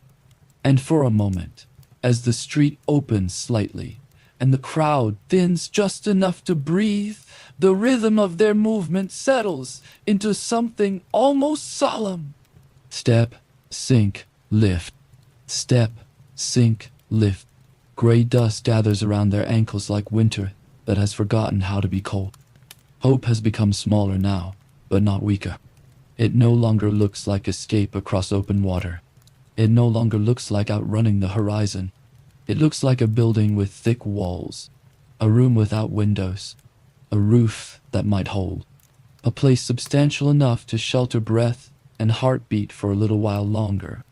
And so the family keeps going toward that thinner, humbler form of hope, because what they need now is not distance, but refuge, someplace dense enough to cradle life for a few more hours against the weight descending from the sky. At last, through the thickening gray, the villa appears. Not all at once, and not with the clarity anyone would have wanted, but as a form slowly emerging from ash and bad light, walls first, then roofline, then the darker geometry of a large house set apart from the tightest crush of the city. Under any other sky, the Villa of the Mysteries would have seemed like what it was meant to seem. A place of wealth, seclusion, cultivated taste, and calm. A house built with enough confidence to stand slightly away from the streets, with room for gardens, porticos, painted chambers, and the kind of elegant privacy that only prosperous people can afford. Now it looks like something else entirely. A chance. Marcus sees it and does not speak for a moment, because to name a refuge too early is to risk losing it. But the family feels the change in him at once. His pace, strained for so long by uncertainty, gathers itself into purpose again. Quintus looks ahead and understands without being told. Livia draws closer. Titus, carrying Julia, adjusts his hold and keeps going. Even the servants behind them seem steadied by the sight of walls large enough to believe in. They are not the first to arrive. Dozens of others are already pushing toward the villa from different directions, emerging from the ash as if the whole outskirts of Pompeii were feeding frightened people into this one remaining idea of shelter. Some come in family groups, some in loose, accidental clusters formed by the road itself, some alone, but moving with the determined desperation of those who have not yet allowed themselves to stop. Their clothes are dusted white-gray. Their hair is powdered. Their faces are marked not with theatrical terror, but with the exhausted concentration of people who have spent too long deciding while the sky kept worsening above them. At the entrance there is confusion, but not yet panic. That distinction matters. People are speaking too loudly, moving too quickly, interrupting one another. But there is still enough hope left for order to survive in fragments. A man is urging people inward. Another is trying to direct them away from an outer courtyard too exposed to falling stone. A woman is counting children aloud as they crowd past her. Someone calls for more lamps. Someone else says to shut one door and leave another open. None of it forms a system, but all of it is still recognizably human. The instinctive making of structure in a place that may or may not deserve trust. The family enters with the others. Inside, the villa is dimmer than the streets, and for a moment that dimness feels like relief. The open violence of the sky is partly shut out here. Sound changes too. The endless patter of pumice on roofs and stone is still present, but softened now by walls, transformed into a distant dry drumming that seems both far away and terribly close at the same time. The air is stale with too many bodies and too little movement, but it is at least air, not directly falling from the mountain. They move through a colonnaded space where, on another day, guests might have admired painted plaster, marble details, and the disciplined beauty of cultivated domestic life. A garden court lies beyond, though little of it now feels like a garden. Ash has already found its way onto leaves, paving, ledges, and basins. Light enters badly, filtered through the thickening gloom outside, giving everything the muted look of something half-remembered. More refugees continue to arrive. Some stand uncertainly in the larger rooms, still reluctant to go deeper, as if remaining near an exit might preserve options. Others understand sooner that open spaces are now a liability and begin pressing toward the inner chambers, storerooms, side rooms, enclosed spaces without windows, any pocket within the villa that promises one more layer of wall between flesh and whatever is still coming down from the sky. Marcus chooses quickly. He does not wait to see what the majority will do. He has already had enough of late decisions and ruined direction. He tells the others to stay close and leads them farther in, away from the atrium light, away from the doors, away from the exposed edges of the house. The room they find is small, thick-walled, without windows, perhaps once used for storage, perhaps for provisions, perhaps for wine. It would not have seemed inviting under peaceful circumstances. Now it seems almost merciful. They are not alone in wanting it. Several other people are already inside or trying to enter. A mother with 2 children, an older man whose breathing is rough and shallow, a young woman pressing cloth against her mouth, another family not unlike their own, except for the way fear has made all household distinctions look suddenly provisional and thin. There is hesitation at the doorway. That instant human pause between compassion and self-preservation. Then bodies compress. Space is made where there was no space. People turn sideways. Knees draw in. Bundles are set down or abandoned. The room accepts more life than it was built to hold. A lamp is brought in. Its small flame does almost nothing against the dark pressing from outside, and yet it changes the room completely. Shadows leap onto the walls. Faces appear and vanish as bodies shift. Eyes catch light for an instant, then sink back into dimness. The whole chamber seems to narrow around the trembling point of flame, as though everyone inside has unconsciously agreed to build a world around that one fragile circle of seeing. The air is already close, not hot yet, not unbearable, but overused, heavy with breath, dust, oil, damp, cloth, and the faint mineral dryness of ash carried inward on skin and garments. When someone coughs, several others do too, partly from irritation, partly because coughing is contagious in frightened rooms. The children are quieter now. That may be the saddest sound of all, not crying, but the near absence of it. Marcus brings his family into the farthest corner they can manage. There, something in him shifts from movement to arrangement. He no longer thinks like a man crossing streets. He thinks like a man trying to hold a circle together against pressure from every side. Livia lowers herself carefully to the floor beside the wall. Quintus presses in near his father, jaw tight, eyes too wide, trying not to reveal how close he stands to childhood, despite all the efforts of the morning to move beyond it.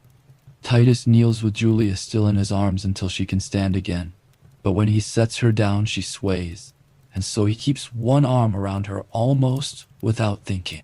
The other servants crouch close by, no longer quite behind the family, no longer outside its emotional boundary. This is what fear does when it grows large enough. It strips away the decorative distances people maintain in ordinary times. Master and servant, host and stranger, child and adult, male duty and female duty, private grief and public composure. All those lines still exist in some formal sense, but inside a room like this, beneath a sky like that, they matter less than warmth, space, breath, nearness, and the fact that another human hand can still be reached if needed. Marcus seems to understand this instinctively. He tells them all, not only his wife and children, but all within reach, to stay linked. Not in elaborate words, just enough. Do not drift. Do not separate. If anyone must move, say so. If the light fails, stay by touch. The instructions are simple because simplicity is all the room can hold. Quintus reaches for his mother's wrist.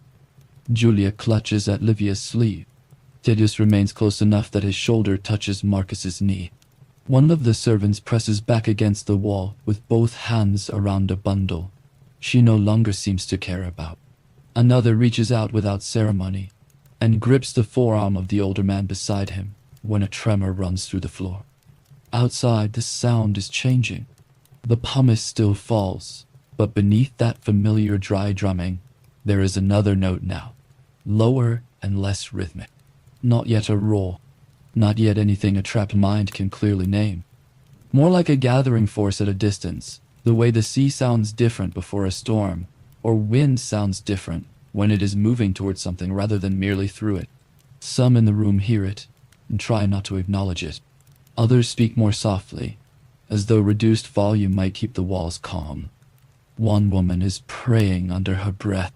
Another repeats the names of her children, perhaps to soothe them, perhaps to keep herself inside language a little longer.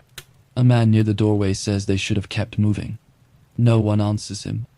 Such remarks belong to the world of roads and missed chances, and this room is already becoming something else, not safety exactly, but an enclosure in which fear must now be endured rather than outpaced.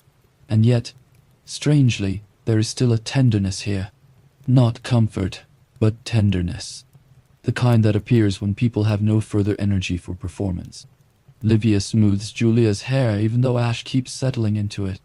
Quintus shifts to make room for a child who is not his sister.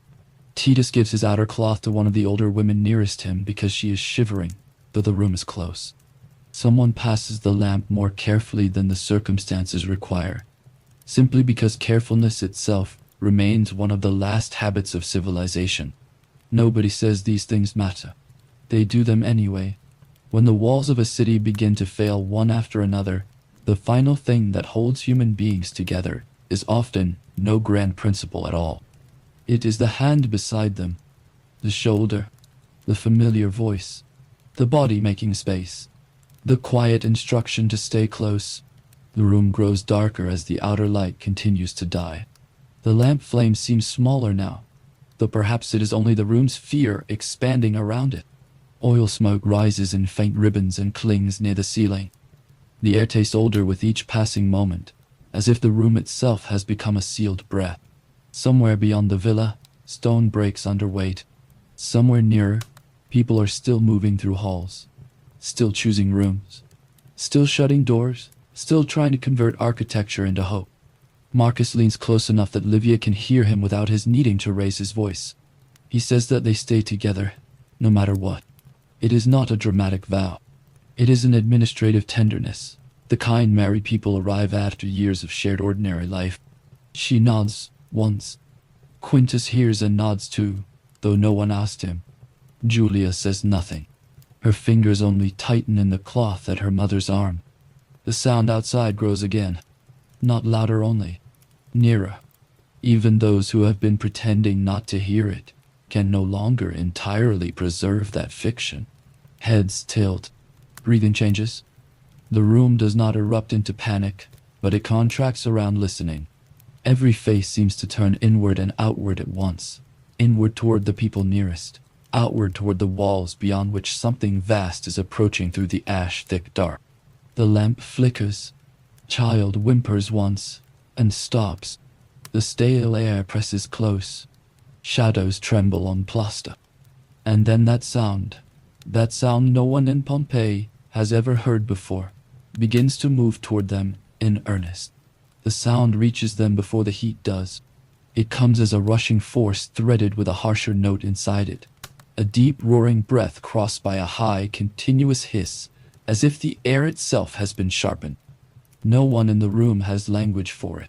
No one can say what is moving outside the villa walls, only that it is moving fast, and that it is no longer possible to pretend the walls are thick enough not to feel it coming.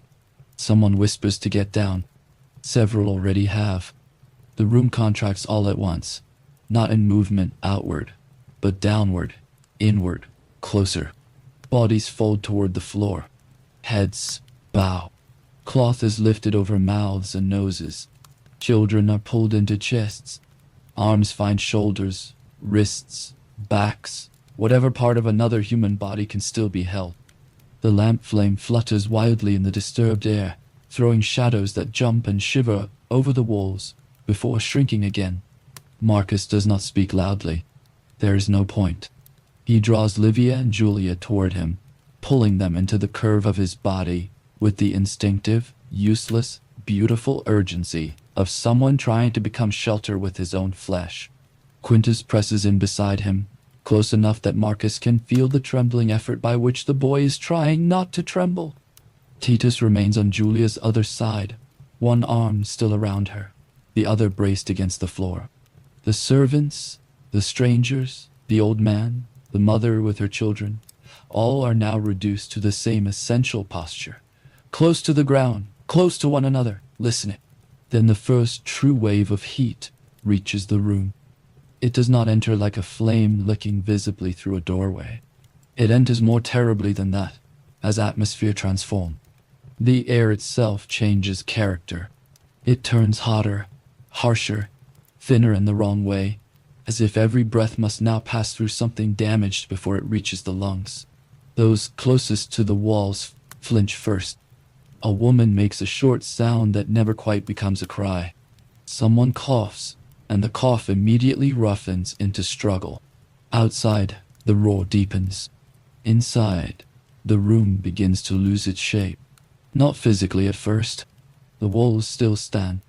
The lamp still burns. The people are still where they were. But the ordinary boundaries of sensation begin to fail. Heat presses from everywhere. Air scratches. Time loosens. The body abandons thought and turns wholly toward endurance, toward the next breath, and then the next one, and then perhaps one more. Marcus presses part of his garment over Julia's mouth. He tells the others to breathe shallowly, though the advice is less instruction now than reflex. One final effort to offer form to something beyond control. Livia does the same for herself, then for Quintus, though by now the cloth can only soften a fraction of what is happening. The air in the room has become a thing no household was ever meant to contain. It stings the eyes. It burns the throat. The little enclosed refuge that had seemed merciful only minutes ago now traps heat and fear together around the living. Still, no one rushes for the door. That is the grim wisdom of the body again. Whatever is outside is worse. Whatever is happening beyond these walls is too large, too hot, too fast to meet standing up. So they stay low. They hold on. And one by one, the room begins to quiet. Not because conditions improve, but because strength has limits. The older man nearest the wall stops coughing and slumps sideways into stillness, so gradually that the people beside him do not notice at first. One of the children in the room goes limp against the woman holding him. Another person's hands, which had been gripping another wrist so tightly that the knuckles stood white through ash, begin at last to loosen. The lamp flame grows blurred in the overheated dark. Julia sags against Marcus. At first, he thinks she is only faint with fear, or with the closeness of the room, or from the long struggle through the ash and falling stone. Livia says her name. Once, then again, low and urgent, brushing the child's face with trembling fingers. Julia's eyes flutter, but do not fully open. Her body has become suddenly, horribly light in the way children do when their strength falls away faster than adults can bear to witness. Marcus gathers her in tighter. Quintus, still pressed close on the other side, lowers his head until it nearly touches his father's shoulder. He is old enough to understand now that they may not leave this room, but not old enough to know what to do with that understanding, except stay where he has been placed and not let go. Livia leans into them both.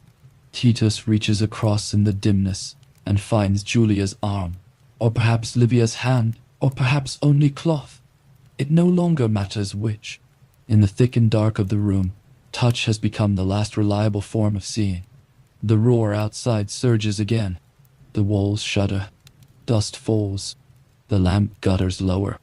And yet, in the very center of this violence, the family achieves something like stillness. Not peace, not acceptance, but stillness.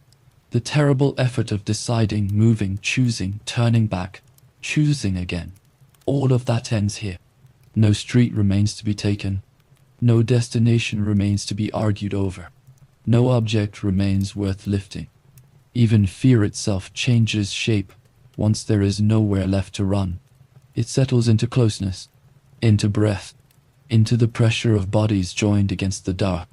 Marcus lowers his head toward his children. Perhaps he says their names.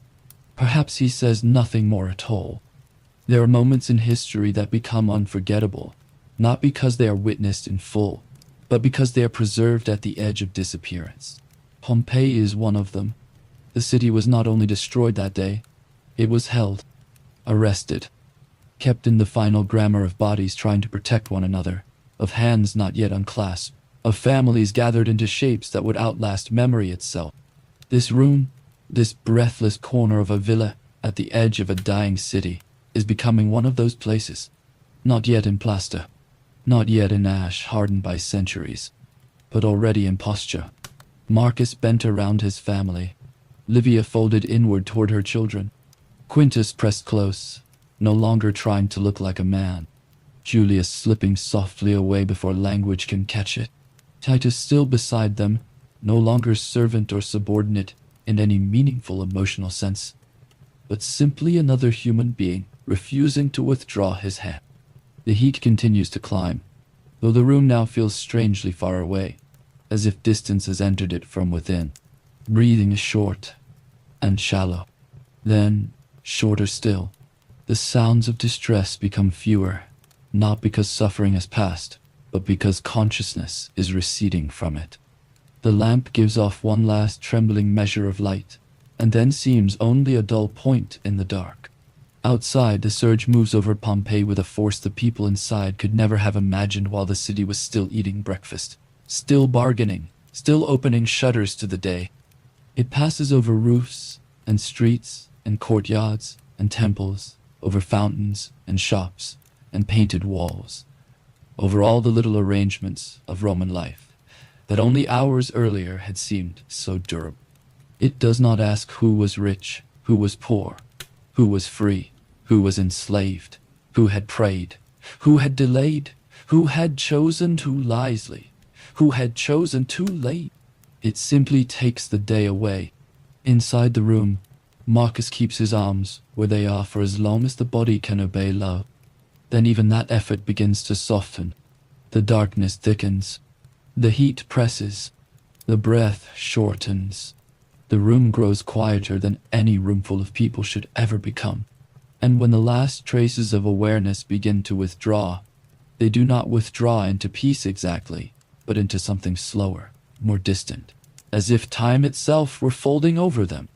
The city is being buried above and around them, layer by layer, moment by moment. While inside this enclosed space, a family passes from struggle into stillness, without fanfare, without witness, without knowing that thousands of years later, the shape of their final nearness will still be waiting. Then at last, even the effort of holding on begins to disappear. Outside, the ash goes on falling. Inside, the room gives itself over to heat, dark, and silence. And as consciousness leaves, the last of the living there, the mountain continues its work above them. While over the whole city, the ash keeps settling, gently, steadily, as though Pompeii itself were being lulled into a very long sleep. After the first great wave passes, the ash does not stop. It continues to fall with a patience almost more haunting than violence. There is no rage in it now, no single overwhelming sound to force the body into alarm. Only the steady, ceaseless descent of pale ruin over everything the city had been only hours before. It falls on roofs already bowed under weight. It falls into courtyards and along thresholds. It drifts into fountains, settles on market stalls, gathers on temple steps, and smooths itself over the wheel-cut grooves of streets that had been busy since dawn. The mountain has not finished with Pompeii, but the city has already begun to lose its outline. Ash falls on the forum, where men had stood in clusters discussing prices, shipments, favors, votes, and the important theater of public life. Ash falls on the amphitheater, where crowds once shouted themselves hoarse for blood and glory, and the temporary illusion that struggle could be turned into spectacle. Ash falls on the bakeries, where loaves had warmed in ovens and flour had dusted the hands and forearms of men who believed they were preparing food for an evening no one would ever reach. Ash falls on the baths, where steam and conversation had so often mixed that the place itself seemed built for the Roman talent of turning leisure into a social art. Ash falls on the temples, where gods had been asked for favor, protection, good fortune, healing, victory, safe childbirth, safe return, steady trade, and all the small mercies by which people try to negotiate with uncertainty. Now the gods, the merchants, the laborers, the children, the animals, the servants, the wealthy, the nameless, the remembered, all of them are being drawn beneath the same gray veil. Pompeii does not become a ruin all at once. It becomes quieter first. That is the true shape of the aftermath. The streets do not suddenly vanish from the map of the earth. The walls do not all collapse in a single final gesture. Instead, the city empties of motion. It loses reply. A place once full of interruption and overlap begins to offer back only the softened hush of falling ash, the distant unsettled voice of the mountain, and here and there, the last small sounds of structures yielding under weight they were never meant to bear. Those who escaped early enough are already far from here, though not far enough to escape what they have seen. Some have reached roads inland, stumbling away with children, elderly relatives, a few salvaged valuables, and the stunned silence that follows survival not yet understood. Some move toward Naples or smaller settlements beyond the reach of the eruption's worst fury. Some will spend the rest of their lives recounting the day in fragments, never able to decide which part of it was most terrible. The mountain, the dark, the air, the roads, the helplessness, or the unbearable speed with which an ordinary morning ceased to belong to the ordinary world. Behind them, the city continues to disappear. Not because it is being erased cleanly, but because it is being covered street by street, room by room, body by body, name by name, and in that covering, a new stillness begins to form. Near Misenum, across the bay, a young man named Pliny watches from a distance as the disaster unfolds into a darkness large enough to alter even places not directly beneath the mountain. He survives. His uncle, driven by curiosity and duty, does not. In another telling, on another night, that would be the whole shape of tragedy. But here, their story becomes part of a wider shadow. One more thread in the long fabric of what this day is taking from the world, while it still does not know how to count its losses. In the streets of Pompeii itself, the other lives we passed earlier are settling into silence too.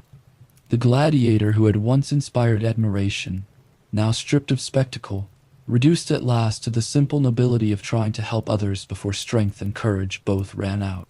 The prosperous brothers who had believed their household wealth could be gathered, directed, and perhaps preserved, only to discover that in the end, no fresco, no silver, no status can command the air to stay breathable.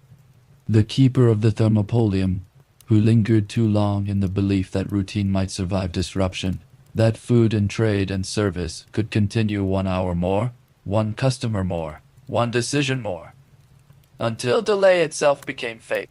These stories, different in rank and detail, are no longer moving forward. They are settling downward together. This is what remains after a catastrophe, once the noise has spent its first force. Not only destruction, but an immense silence laid over things that had once been ordinary. A silence over breakfast tables, over counters and cups, over sandals by a doorway, over dice left unfinished, over a garden path, over a dog's chain, over the place where someone had stood only that morning, deciding whether to buy figs or olives, over a room where a lamp still smoked after the last hand had failed to protect its flame. Ash falls on all of it. Ash falls on the words half spoken in the forum. Ash falls on the jokes not finished in the bathhouse. Ash falls on the account books that will never be balanced. Ash falls on the woven cloth not yet folded. Ash falls on political slogans painted on walls for an election that will no longer matter. Ash falls on the small domestic shrines where incense burned at dawn for protection that did not arrive in the form it was requested. Ash falls on the streets where wheel ruts had been deepened year after year by trade and repetition and confidence in tomorrow. The city that had been so full of purpose is now becoming a place of accumulation, layer upon layer, soft at first, then heavier, loose, then compacting. Not chaos anymore, but burial. In some places, buildings still stand under the increasing load, their interiors filling slowly, furniture and objects sinking into dust. In others, roofs begin to fail, folding inward with a muffled force that disappears quickly beneath the continuing fall. Here and there, walls remain upright long enough to preserve what they enclose. Elsewhere, openings become sealed, and rooms, once meant for living, turn into chambers of quiet retention. Pompeii is becoming a ghost city, but not the romantic kind imagined centuries later. Not a place of moonlit ruins and beautiful emptiness. A real ghost city is heavier than that, more intimate, more tragic. It is a city whose ordinary life has ended so suddenly that the shape of that life still clings to everything. The bakery still looks like a bakery. The baths still look like baths. The homes still look inhabited if one does not look too closely. The streets still remember feet. The walls still remember voices. The difference is that no new voice comes to answer the old ones. Only ash. Only weight. Only hush. Only the long labor of the mountain, still laying its gray hand over all it can reach.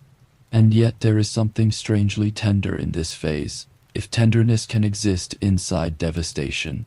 Because the ash that destroys is also beginning, unknowingly, to preserve.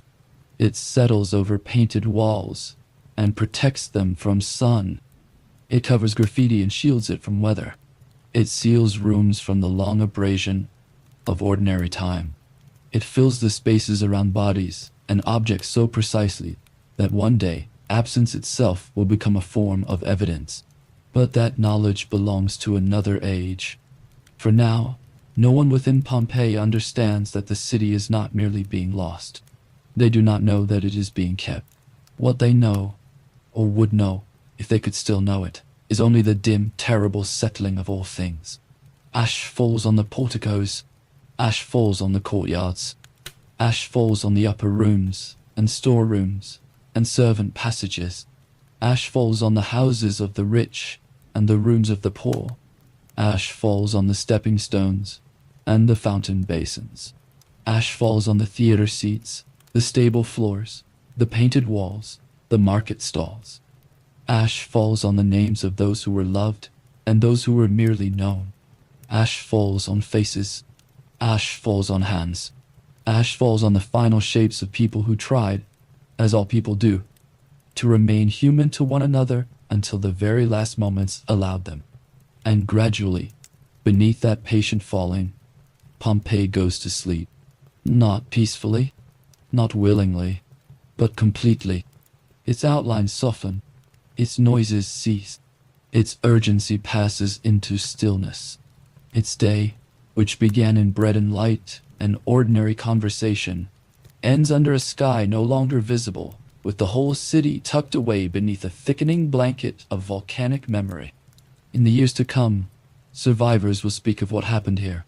Stories will travel. Some facts will harden. Others will distort. Names will be lost. Distances will be misremembered. Grief will be retold until it becomes history, and then legend. But the city itself, beneath the ash, will remain where it fell, not speaking, not vanishing, waiting in a silence too deep for forgetting to finish the job entirely. And so the mountain keeps covering what it has already broken, not knowing that through this very burial, it is preparing a different kind of afterlife for Pompeii, one that will begin not in rescue, but in darkness measured not by hours or days, but by centuries. Centuries pass above Pompeii before anyone truly begins to listen for it again. The mountain settles back into itself. Seasons continue. Rain falls. Grass takes root. New paths are worn into the altered land. The violent day that buried the city loosens slowly from living memory. Not because it was small, but because human beings cannot hold catastrophe at full size forever. Stories are told, then shortened, then told again with details shifted by distance and grief. Survivors die. Their children inherit fragments. Their grandchildren inherit names without scenes, warnings without landscapes, sorrow without exact geography. And beneath all of that forgetting, Pompeii remains. Not gone, not erased, only covered. Fields spread above it. Farmers work the fertile volcanic soil, turning it year after year, grateful perhaps for the richness of the earth, without dwelling too long on what gave that earth its power. Vines are trained, furrows are cut, wells are dug, animals graze. Ordinary life, as it always does, resumes over extraordinary loss. The city beneath becomes less a place than a rumor under the ground, something pressed down so deeply that even those who live above it no longer understand what lies below their feet. This is one of history's strangest kindnesses and cruelties at once. The same burial that takes a city from the living also protects it from being worn away by them. For a very long time, no one can see that. The Roman world itself changes. Empires shift. Roads lose importance and gain it again. Faiths rise. Languages bend and split. Kingdoms come and go. All ideas of time and authority are born and broken, while, under layers of compacted ash and hardened silence, streets and walls and rooms wait exactly where the mountain left them.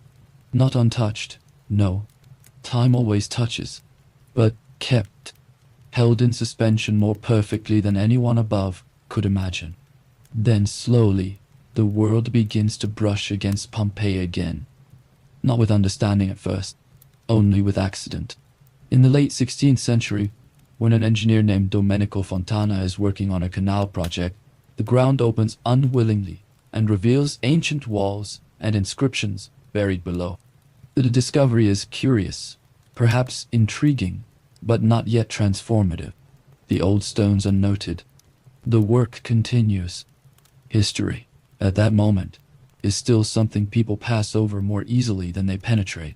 What lies below is interesting only in the way buried things often are. Fragments, obstacles, odd survivals interrupting labor. Pompeii is not awakened then, only touched, and then left, once more, in partial darkness. It takes another century, and more, before the buried world begins to rise with greater insistence. In the 18th century, under the Bourbon rulers of Naples, excavation takes on a different energy. Workers digging for one purpose find another.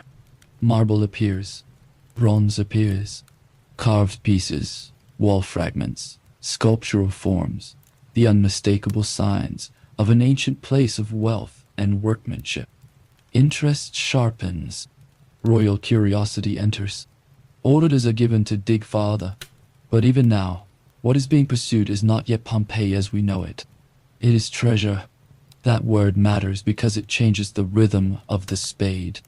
When the first Bourbon excavators go into the buried sites around Vesuvius, they are not trying to recover a city in its living wholeness. They are trying to retrieve beautiful things from the dark. Statues, decorative objects, inscriptions, marble, bronzes, anything that can be extracted, admired, collected, moved elsewhere, made to serve the tastes and prestige of another age.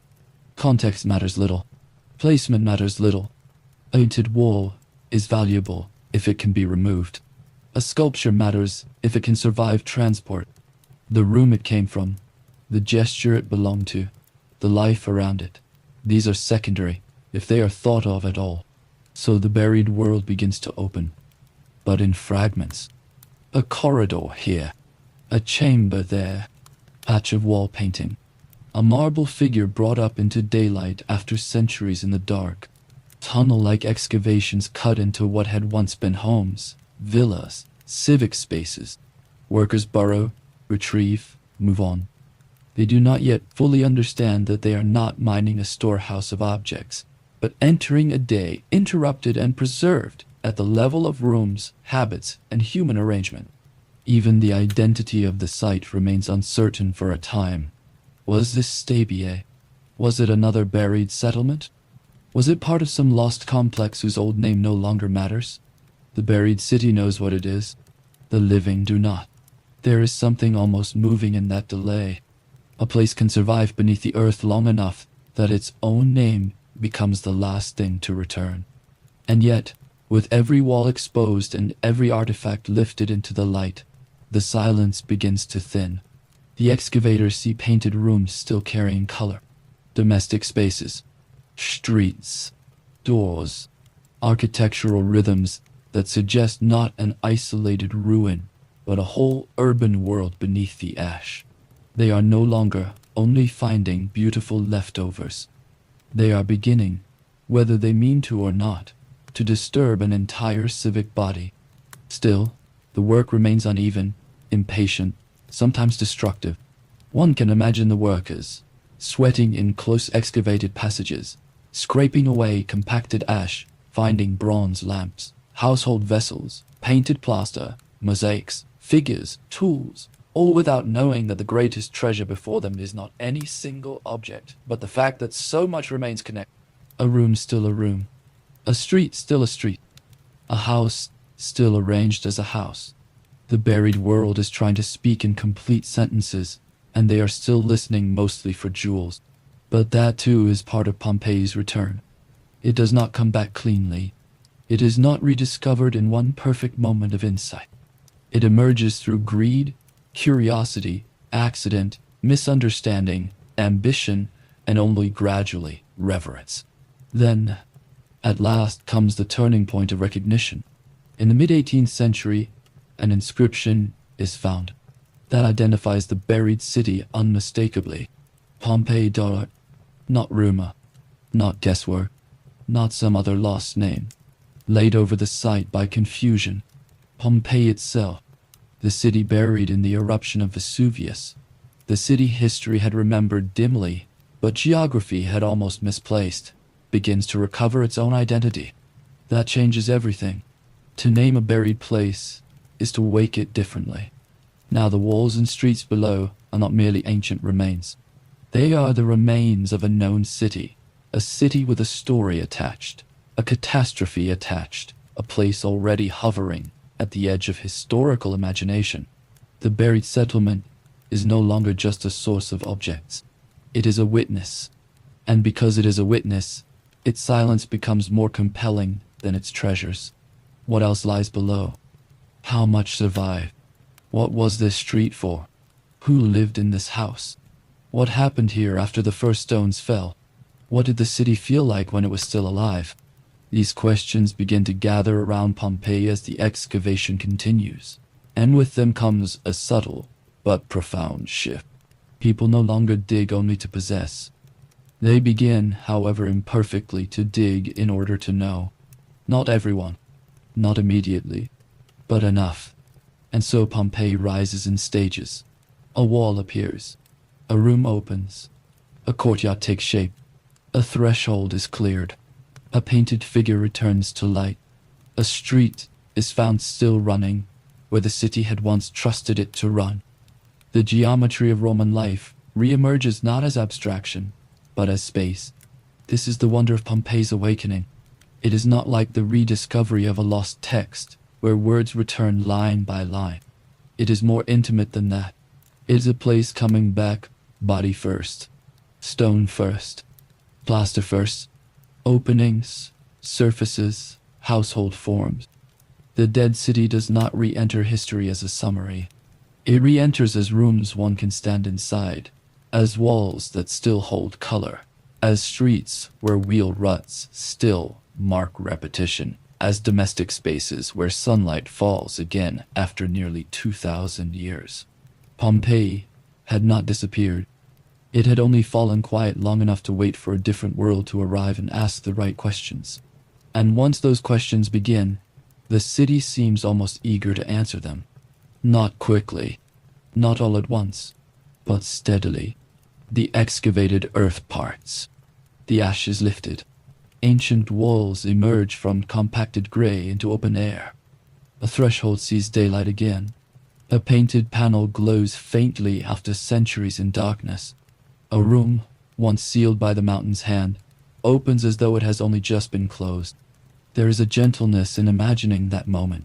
Old plaster taking light again, dust drifting in a shaft of sun, the buried city not reborn, exactly, but revealed enough to be spoken to. And with each such revelation, the silence of Pompeii changes from absence into suspense. Because beneath the objects, beneath the rooms, beneath the recovered name of the city itself, there is still another layer waiting to emerge. A layer not of architecture alone, but of human presence so intimate and unsettling that once it is seen, Pompeii will never again be only a buried place of walls and artifacts. It will become something far more difficult to forget. And when those empty spaces in the ash are finally filled with plaster, the past will begin to return not just as a city, but as faces, gestures, bodies, and the unmistakable shape of human nearness held against time. And then, for the first time in many centuries, the dead begin to look like people again. In the 19th century, under the direction of Giuseppe Fiorelli, excavators working at Pompeii began to understand something extraordinary about the spaces left behind in the hardened ash. Here and there, Beneath the compacted layers that had sealed the city, they encountered hollows, empty forms in the earth where something had once been enclosed and later vanished. Bones could sometimes be seen within them. The shape around the bones told the rest of the story. These were not random cavities. They were the spaces left by bodies. So plaster was poured into absence, and absence answered. Out of the ash emerged figures so human, so immediate, that Pompeii changed forever in the imagination of the world. A bent back, a hand raised toward a face, a child curled inward, a body folded around another body. The final postures of people who had not known they were leaving behind a visible outline of fear, tenderness, exhaustion, or love. What had been buried as death returned as form. What had vanished in the flesh remained in gesture. This is the moment Pompeii stops being only an archaeological site. It becomes a place of encounter. Not merely with Roman walls, Roman streets, Roman engineering, Roman decoration, but with Romans themselves. Not in marble idealization, not in literary quotation, not in names preserved by historians, but in the intimate grammar of how they held their bodies when the world ended around. The city does not simply tell us what they built. It shows us how they lived close to one another, how they worked, what they ate, what they wrote on walls, how they arranged their homes, how they moved through ordinary time, and, in the final instant, how they reached for the nearest human being. That is why Pompeii feels different from other ancient places. Elsewhere, ruins can remain noble, distant, instructive. One admires them. One studies them. One reconstructs them in the mind. But Pompeii refuses to remain entirely abstract.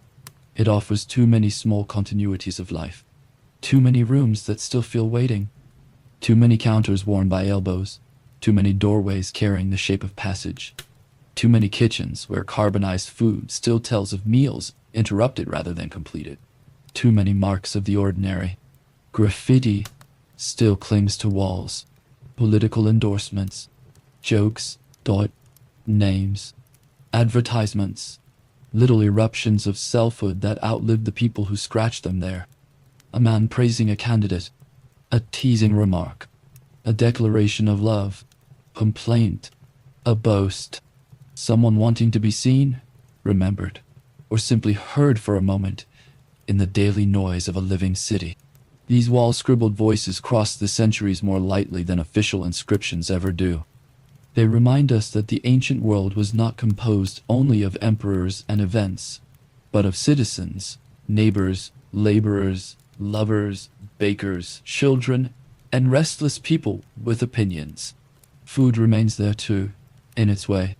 Loaves preserved in ovens, amphorae, cooking vessels, counters of thermopolia, where quick meals were served to those who did not or could not dine at home.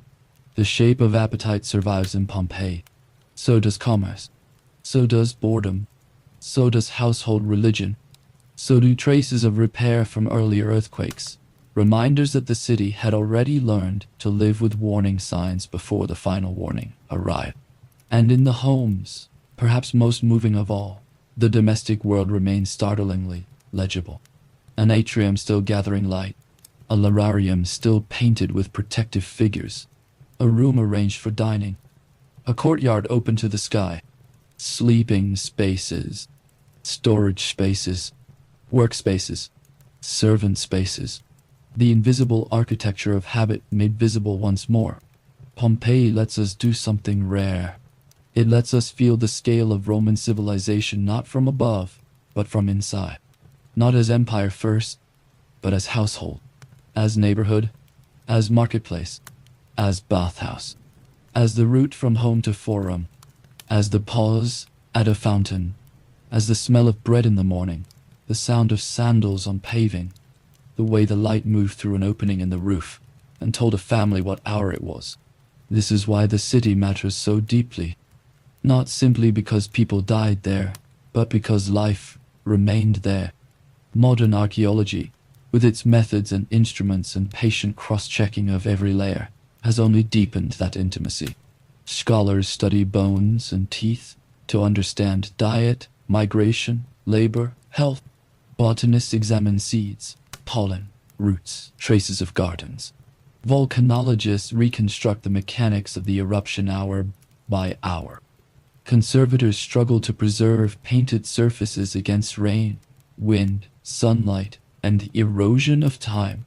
Digital models now rebuild rooms and streets virtually, allowing modern visitors to imagine walls bright with color, spaces furnished, shadows falling where they would have fallen on that last morning in '79. Yet for all this science, what remains most powerful is not the technology itself. It is the narrowing of distance. A modern visitor walks down a Pompeian street and sees the grooves left by wheels, a threshold worn by feet, a wall marked by a hand that no longer exists except as pressure once applied. Suddenly, the ancient world is no longer a cleanly separated country. It begins to feel adjacent, reachable, human, in the same proportions as our own lives are human. Not identical, no. Their world was structured differently, believed differently, organized itself under different assumptions of class, fate, divinity, and order. But the similarities arrive before the differences can fully separate us. They worried, they bargained, they decorated, they flirted, they complained about politics, they trained children for adulthood, they prayed at small household shrines. They put off leaving because leaving felt too expensive, too inconvenient, too early. They trusted that an ordinary day would continue to be ordinary. How close that feels. Pompeii, in this sense, is not only a Roman city. It is a mirror held at an angle. We look into it and see not merely what they were, but what we still are. Creatures of routine, of family, of denial, of tenderness, of appetite, of fragile plans laid inside landscapes larger and more dangerous than we prefer to remember. And because of that, the tragedy of Pompeii does not remain trapped in antiquity. It opens outward. What traces do any of us leave? Which of our ordinary gestures matter? What will survive of a day no one believed was important? These questions make Pompeii feel larger than archaeology. The city becomes a meditation on mortality without needing to preach mortality. The Romans had their phrase, "Remember that you will die." Pompeii adds another truth, quieter and perhaps gentler. Remember also that ordinary life is what history most aches to recover once it is gone. Not only the date of a battle, not only the name of a ruler, but the bread, the painted wall, the half-finished room, joke on plaster, the hand reaching toward another hand. That is what the plaster casts teach more powerfully than any text. They do not glorify death. They reveal nearness, vulnerability, the body's final vocabulary when language has already failed. A figure curled inward is not a symbol first. It is a person first. A family grouped together is not a lesson first. It is a family first. And because of that, the lesson enters more deeply without forcing itself. Pompeii haunts us because the people there are still present. Present in posture, present in handwriting, present in architecture, present in the layout of kitchens and workshops and sleeping rooms, present in the marks of repair and decoration and wear, present in every room that looks less like a monument than like a life paused mid-sentence. That is the true reveal at the end of this long story.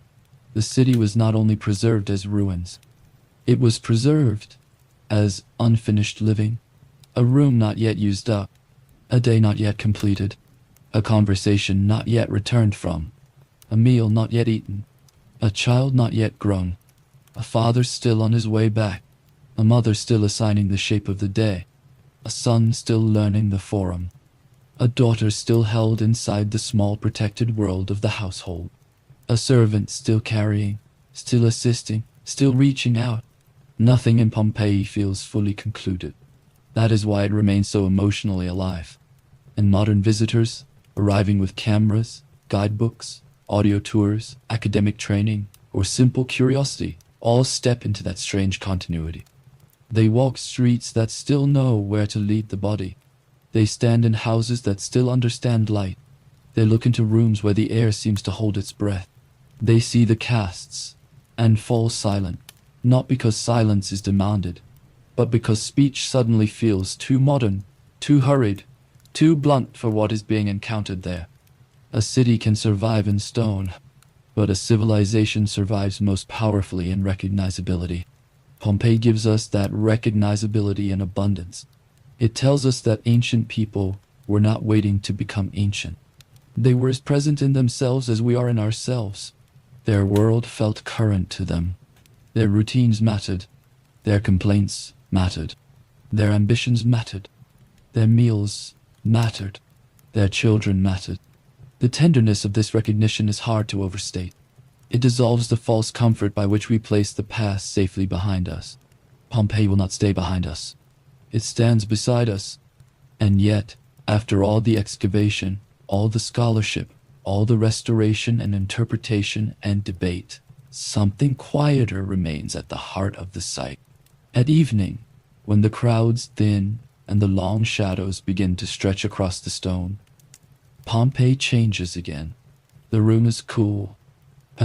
The Mediterranean breeze moves softly through open spaces where walls no longer meet. Light withdraws from painted surfaces. The mountain stands in silhouette, no longer erupting, merely present, as if history itself had stepped back and allowed the earth to return to stillness. In that hour, one can almost feel the city resting in two times at once. Roman and modern, destroyed and preserved, silent and still speaking. The Forum lies under the fading sky. The streets hold the memory of motion. The houses, roofless now in many places, open themselves to evening, like old hands unclenching. Somewhere, perhaps, a bird crosses above the line of a broken wall. Somewhere else, a guide's voice fades and leaves only wind. And in that deepening quiet, Pompeii no longer feels primarily like a disaster site. It feels like a long whisper about time, about the fragility of all built things, about the stubbornness of human traces, about the way entire lives can vanish and yet continue to speak through the smallest surviving details. This is why the end of Pompeii's story does not need to close like a lid. It cannot. The city remains open, to the sky, to study, to interpretation, to wonder, to grief, to recognition.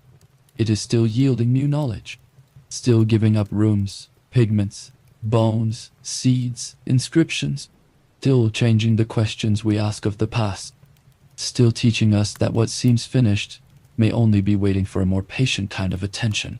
Night comes slowly over the ruins. Moonlight touches the old stone. The air cools. The last warmth leaves the paving. The outlines of walls soften. The day's voices withdraw. And under that gentle dark, the city rests once more. Not in obscurity now, not in total burial, but in another kind of shelter. The shelter of being remembered. Marcus is gone. Livia is gone. Quintus, Julia, Titus, gone. The bakers, the merchants, the women at the fountain, the men in the baths, the children playing in the dust, the keeper at the food counter, the old man who first noticed the mountain breathing strangely, all gone, and still they remain, in rooms, in casts, in fragments of writing, in preserved objects, in the shape of a city that lets us imagine them not as myths, but as neighbors across time. That may be Pompeii's most profound gift. Not merely knowledge of Rome, not merely the drama of catastrophe, but a softened, enduring sense that every ordinary day is more fragile and more meaningful than it appears while we are living it. The bread on the table, the glance across a room, the errand postponed, the child called back indoors, the routine so familiar it barely registers. These are the things that seem smallest while they are happening and largest once they are gone. So when we leave Pompeii at last, we do not leave with a moral hammered into us. We leave with something quieter, a tenderness toward the ordinary, a gentler awareness of time, a sense that our lives too are made mostly of unannounced moments that may one day become the only things worth recovering. And in that silence, with the mountain dark beyond the ruins and the old stones breathing out the day's final warmth, Pompeii no longer feels like a lost city. It feels like a patient reminder that the ordinary is never truly ordinary while it is being lived, that human beings are never more moving than when they are simply being themselves, and that, somewhere between memory and dust, between ruin and tenderness, between what vanishes and what remains, our days are asking, softly, quietly, without warning, to be cherished a little more than we usually know.